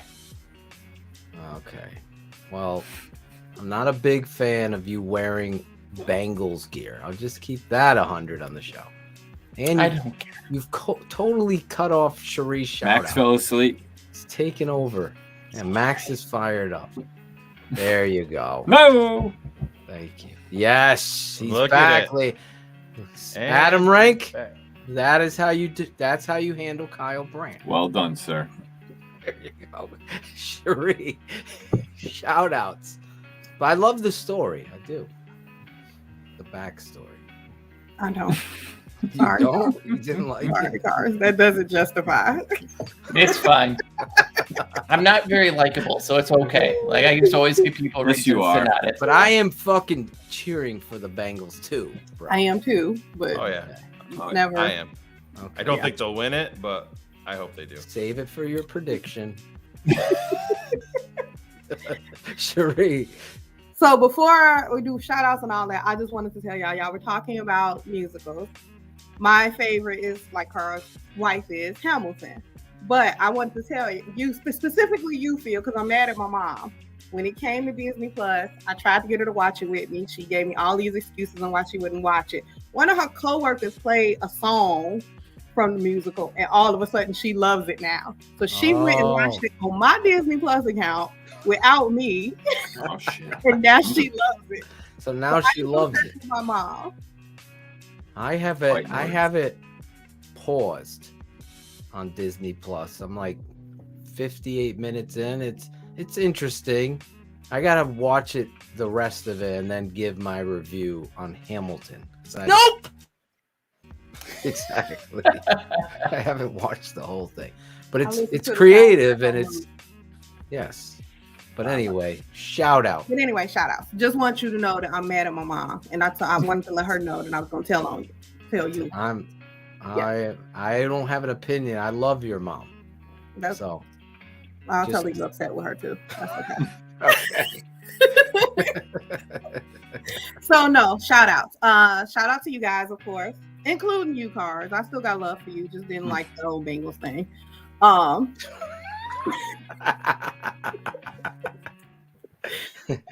But shout out to you guys just for everything that you do, bringing me in. I have fun with you guys. So just like everybody else, you know, you have a bad day, things get crazy. It's nice to have a place to kind of come and unwind and just have fun every Wednesday night. So I enjoy that with you guys. Shout out to the people in the chat. I want to specifically say happy early birthday to HL Priest. He mentioned that his birthday is Sunday, so happy birthday. Super Bowl Sunday. Happy birthday, Happy birthday, Happy HL. birthday, HL. Yeah, So- happy birthday. That's just- Bet that's my US, one. HL. Yeah, Shy bet. City 200. Do a prop bet. 10%. Super Bowl prediction is I'm with all of you all. My heart is with the Bengals, but I do think, and I do agree with you, Cars, but I don't like the idea, and this could just be hater. I don't like the idea that the Rams basically bet everything away and they're in the Super Bowl. I just don't want to see them. I don't want to see that payoff. You know, so I'm with you. I would love to see the Bengals win, but unfortunately, my prediction is Rams 24, Bengals 21. Rams 24, Bengals 21. Nope. There you go. Josh E. Shane 31-28. I'm saving it. You're still saving it. I keep giving you a perfect segue. I'm going to do a whole show just. That would be I literally was in tears at a restaurant for lunch with Shane's impression with Josh. I'm like, this is spot on. Oh, It's my still God. not as good as who's the radio No, kid? The radio kid. What's that kid's name? I'd like to get him on the show. He seems like a nice kid. What the heck's his name? Yep. Potsy told us he didn't have any time for podcasts, and then he just showed up on his show like 2 days ago. Exactly. Come on, Bullets. You got to do a better job sealing the backside and getting Potsy on this show. Anyway. Breaking news. The tape never lies. Network breaking news.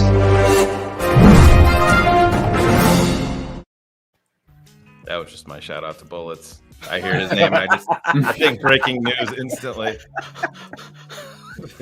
The Bengals are in the Super Bowl. The Bengals I'm gonna have time made the stamp Super that. Bowl. Bullets has just informed us.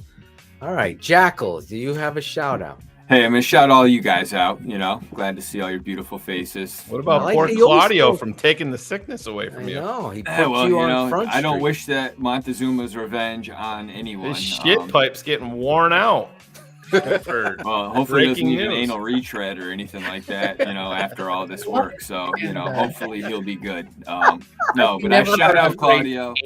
Oh, this He's is just gonna- Claudio the Barber. Yo, this is Claudio the Barber. Yo, this is Claudio the Barber. Yo, this is. Then let me do what I hired to do. Poor Claudio. Poor Claudio. Listen, I wish him luck Claudio. in his adventures on the Porcelain God. You know, hopefully everything works out for him. No Do pun you intended. hear Jackal? Shane, for your impression of him that you're working on, he'll always throw "you know" in a sentence. Who, Jackal? Jackal. Yeah, So it'd it's be like, his, it's his listen, nervous filler when he doesn't know if he's gonna get a reaction.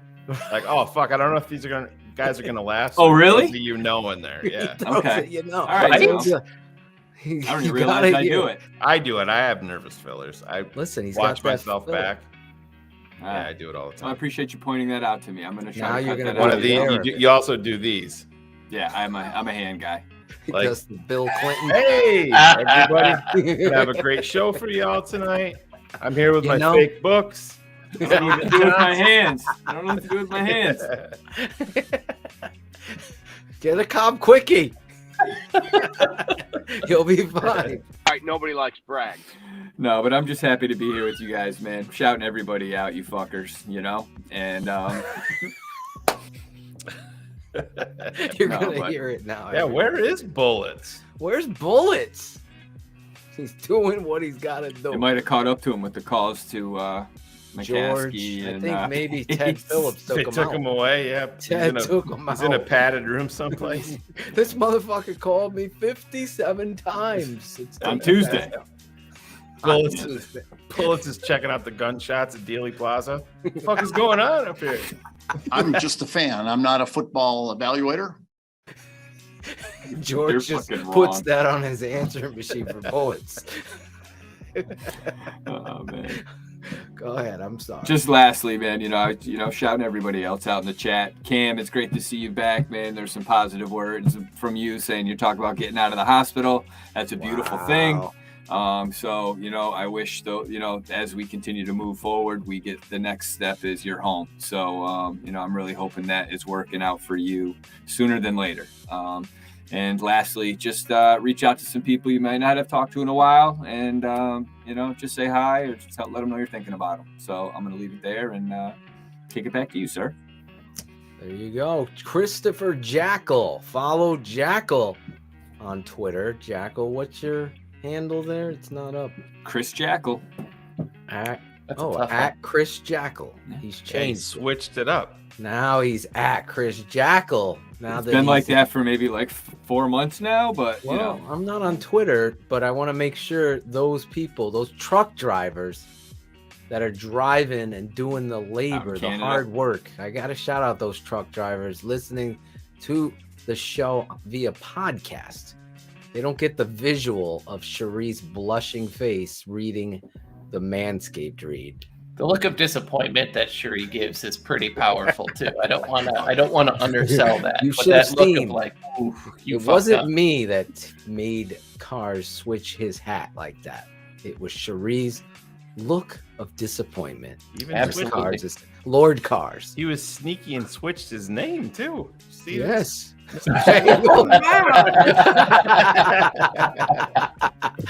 Yes, if you're listening, Cars has switched his name to @Bangles Nerd on Twitter.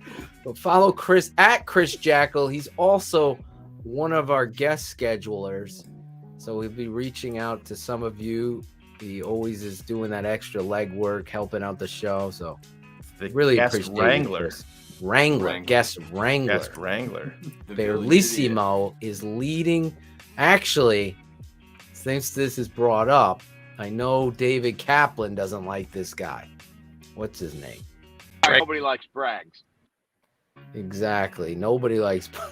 That's one thing that Sheri and I can agree on. Greg Yeah. Braggs has thrown his hat in the ring and said, "Fuck Jackal and fuck Cars.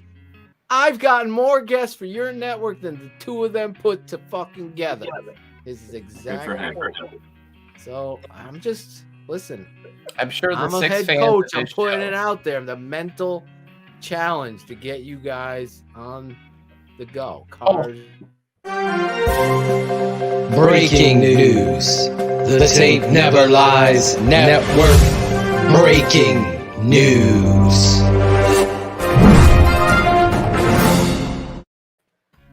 We have an open slot since Jackal deleted his Patreon, and that has been filled by Greg Braggs, believe it or not. He just signed up. So fuck you, man. The That's so deleted fucking slot. wrong for that, dude. Christopher man. Jackal did the delete, and Greg Braggs slid into the open slot. Just like in his single life. Yes. He slid right in. Model.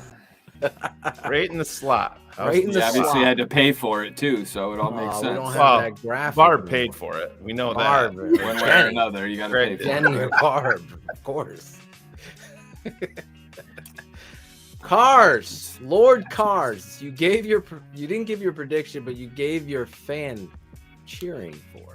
and backstory. Who are Jackal you give his shouting out? prediction, or did I Jackal just did pay not. attention? 31-27 Bengals. Yes, Jackal. Yeah. 31-27. Do you guys do those Squares? Squares, yes. Do you do Yes, those? sir. Absolutely. I got to get in one of those squares. We should Just have sucks did about that. not being in the office, Phil. You know. I know. Well, I'm there now. Where's Well, my well, square? not everybody else is. That's the problem. Circle gets a square. Our squares guys isn't around. Exactly. We need a squares guy. Where's Elvis when you need him? Where's Drinking Elvis? fucking Powerade. Remember, I fucking wish I pulled Angelo predicting the Super Bowl last year. It's so funny. We have a swag request. Y'all need to from make Christopher Brown. TTNL branded silk bonnet for Sheri. Spell her name There right. you go. A silk bonnet. Bonnet. I don't know if that's no. Oh, Christopher Brown with a swing and the miss live on air. That's always fun. No. Well, I was let's just start about here. to shout out Chris in my shout out. Hopefully I guess he those. thinks I'm wearing a bonnet now. These are braids. But Hopefully those balls are Manscaped that Sheri just obliterated live on air. A huge shout out to the truckers. They kept North America running during COVID, and now Canada government labeled them terrorists. Really? Yes. Van Siegfried. Well, they're just parked there, but Oh, that sucks. Well, I'm with you, Van. Shout out to the truckers. yes, sir. Cars, sorry. No, you're good. First off, everybody, buy canned goods. My mother sent her first ever text message today. buy canned. My mom is the most tech. She spent 3 hours with some woman at Best Buy teaching her how to use a smartphone. So just load up. I think the end is near. That is first and foremost. The end is nigh. End is nigh. So just for that. But no, shout out to everybody in the chat. It's always fun to kind of pop in and see everybody. As Jackal said, it's good to see Cam back and Yes. hopefully fully back on his road. That's pretty much it for me. As for predictions, listen, from David Klingler to Joe Burrow. Let's go Cincinnati Bengals 34-24. Who dat? 10-point victory. What kind of phone does your mom have? She has the Jitterbug senior phone. Nice. No wonder it took her so long to text. She literally before this, Shane, had a flip phone. Yeah. And the voicemail was the guy who previously had that number's voicemail because she could not change it. So you would call and it would be this Some Polish random guy. speaking guy, and you're like, is that my mom? And she had that for 10 years. So yeah, it's Jitterbug. Nope. Senior phone. Oh yeah. Can you remember Tim Crumry? Oh yeah. Oh, the that leg. The That's leg. all I think about in that Super Bowl with that The leg, leg. just flying across the screen, dangling. Oh, my God. Leg. One of the worst ones ever. Yeah. Sorry. You know. Hey. Ryan and Matt are men of character. Ryan Cox is a man of character. I am not a man of character. That's for sure. Ryan and Matt. Those are our Ryan and Matts. Ryan Cox and Matt Carstensen, aka Bears Nerd, or his secret identity at Bengals Nerd. His alter ego. Yes, his alter ego. It's true. Shane, are you going last or am I going I last? I can go. Are you ready to go? No. Okay. Go Very, ahead. very short shout Sweet. outs. Shouting out my boy Phil. I get to see him again Saturday, so it should be fun. Get the And fans. I finally get to see the baby. Yeah. Jerry. Got Don't to see the let- baby, Jerry. You guys are trust looking Steph with for that us. I baby. told them. That's what I told Steph today. Steph was Oh, like, she's I'm already gonna, told me. yeah, I'm gonna take that baby, and I'm like, yeah, you have right the fuck at it. I can't wait to see the You guys baby. are looking for us in the Hall of Fame. We'll be the ones over in the corner with the screaming banshee. But no, I love her. It should be fun though. No, it's been too long since I've seen my boy, so we'll go down there and spend some time together and break some bread and kind of just chill and maybe not talk about football so much, but just talk about life and our families. And end of the day, that's what it's all about. And that's what makes this network so great. and special for what it is, because it's all, the foundation is all this right here, you know, friendship, family, and love, and honesty. And that's why we ain't going anywhere, all you fucking haters and people that want us to fail. Guess what? We ain't leaving. I love it. I'm totally agree. It's been one of those weeks where I've had to like do some reading. I've been reading some powerful stuff about jealousy and haters, and if you follow me on Instagram, you could see my motivation in some of that is truth by the author, saying people that continuously find it in themselves to share their hate for you are really your biggest fans. So, and it really did strike a chord with me.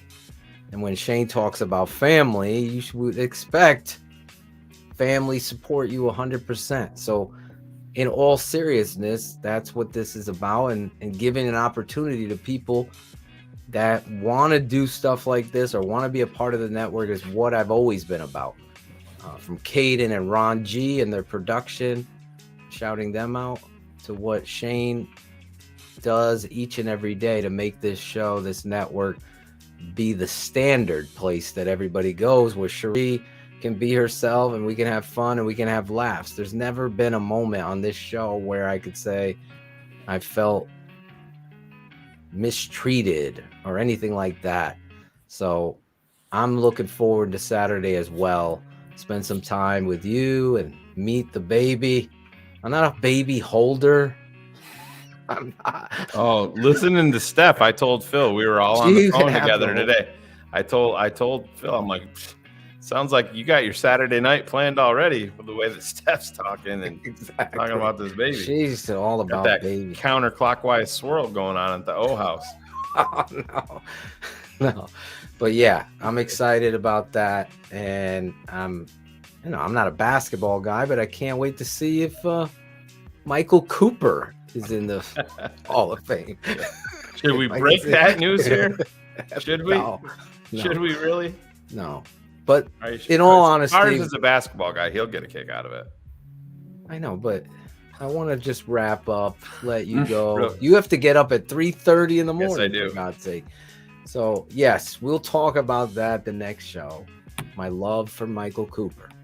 Oh, but anyway, I didn't give my prediction. Yeah, what's your prediction? Sorry. My heart is in Cincinnati, not with Carr's hat, but or his polo that he's got, but we're not even going to talk about that. But anyways, it's a pullover. Thank you. I do agree with Carr's 100%. It would be great for the NFL. I think if Cincinnati went out there, I mean, Joe Burrow, Jamar Chase, just those two alone, it's great for the NFL. I hope they do it. I worry about that offensive line and the wrecking ball on the other side. I'm not talking about Leonard Floyd, Phil. Aaron Donald. I think this may be a coronation for that superstar to come out and eat on Sunday. So I'm actually going to say the Los Angeles Rams 38. Cincinnati Bengals 24. 38-24. Okay. 38-24 is his prediction. Don't want it to be that way. Put your predictions in the chat as well as the YouTube messages. I want to see. I don't want to see your prediction after the game. Anybody could do that, Cole. Do it before the game, okay? I want to see what your prediction is before the game. Like Where Goes One is predicting 27-13 Bengals. Bengals by 10. I think your math is wrong, bro. This one. My prediction at Lady Bear 10 and all the others 0. A fucking bonnet is the bonnet killing motherfuckers tonight. The bonnet bomber. Isn't there a bonnet song? It's gonna be now on TTNL. Oh yeah. Wait, hold on. Is that Sheri? Jackle, I think, just named her new nickname, the Bonnet Bomber. I think that could be her fantasy football team. Etch it in stone. With Bortles, Bonnet Bomber, it all makes sense, Sheri. Oh, there is. Cool Kennedy's in the chat. He's gonna get on. 28-24. We need that bonnet song. Get that. Free, Cool Kennedy. There is some bonnet song. Can you look that up, Jackal, on YouTube? One of those old school, like, put your bonnet on, Bonnie. But anyway, I want to shout out Alex Shapiro for coming on the show, keeping it 100 on the Tape Never Lies Network. Really, everything that was told to me about the guy came to fruition. The prediction came to fruition. Kenneth Davis, shout out you, and everybody that is helpful to this network to make Wednesday nights tailgate to the show nights. Never thought it would be. I hoped it would be something that people made it a priority to be a part of. I'm looking forward to the show. There is no script. Me and Shane, I didn't write down one question for Shapiro. I was just going off the rip of emotion and football passion, just like you, the fan. And you guys help out a lot. There's so many of you guys to thank, but I really want to shout out Cam Beige, obviously getting out of the hospital, getting up from where he was. And I'll just be scary. It was like, seeing you knocked down like that, for where you are, I can't thank you enough. Cool Kennedy is gonna make a bonnet banger. So there's one by Lady Leisha. Breaking news. The Tape Never Lies Network. Breaking news.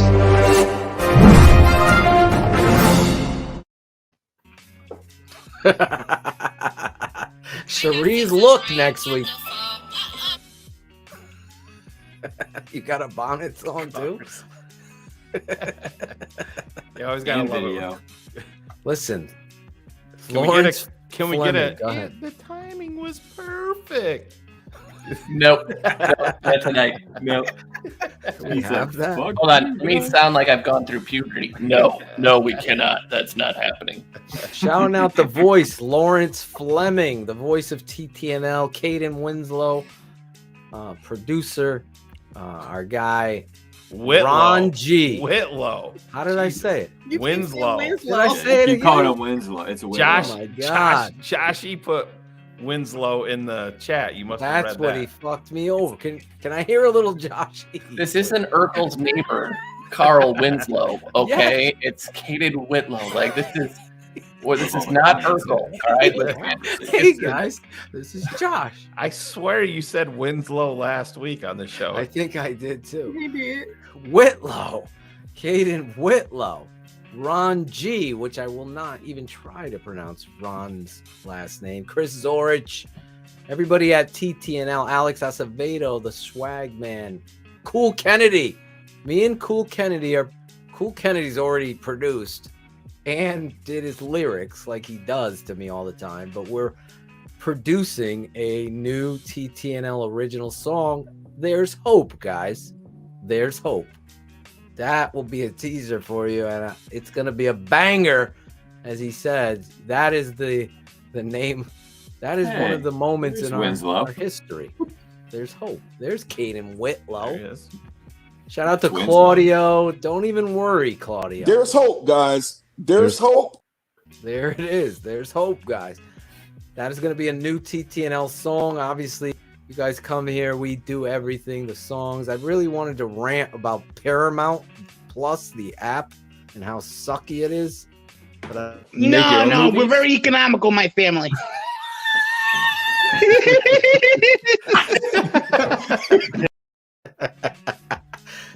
Paramount, not a good app. Great stuff on there. Great.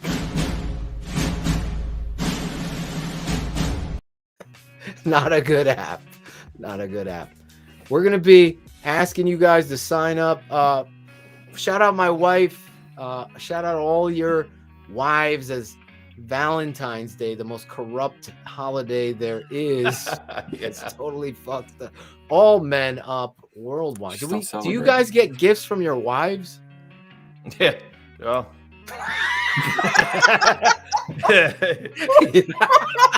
gotta pay for it. Oh my god! Oh, I will be freezing that face. That is fucking awesome. That is a That was great beautiful. drop. For that. Then let me do what I hired to do. Yeah, go buy me a Valentine's. Yes. You ain't playing no fucking flute, I tell you that. How comfortable is your couch, Shane? I'm just curious. She's asleep.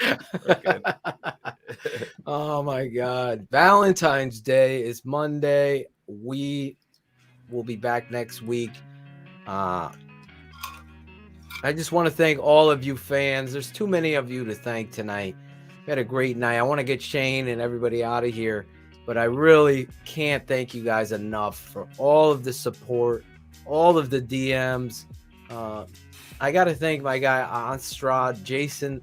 How do we say his name? We owe him a show. He's got he's gonna pick the show. Yeah, text me, Jason, and let me know what your schedule looks like. Yeah, let us know, Jason.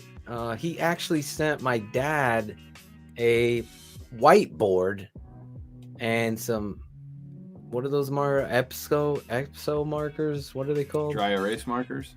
Yeah, but they have a special name. I forgot the name of it. But anyway, DeSalvo's got it right there, man.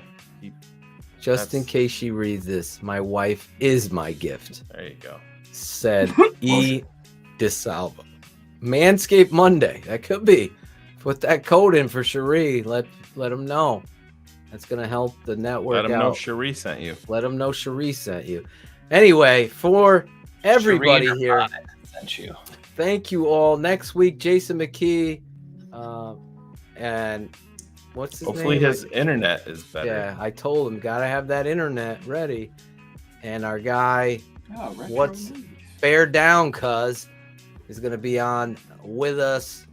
Dion Miller will be coming up in weeks, and some other surprise guests talking about your Chicago Bears. Are they back?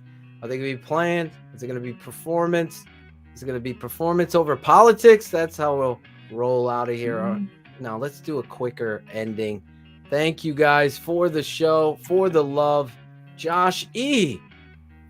Hopefully you're back. Hopefully Bullets is okay. Everybody. Yeah. Thank you all.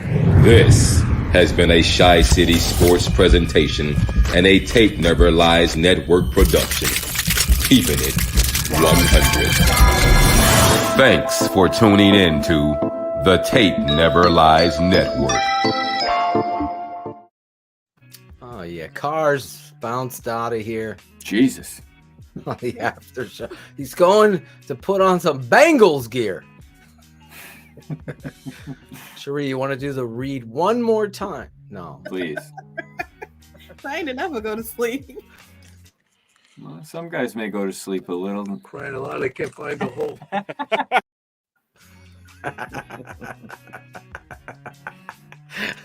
I hope you guys enjoyed the show. Leave the comments in the chat. Please take care of yourselves. Be safe over the weekend. I didn't even give my prediction. Oh, shit. So let me give you my prediction. We have real breaking news in the NFL. Breaking news. The tape never lies.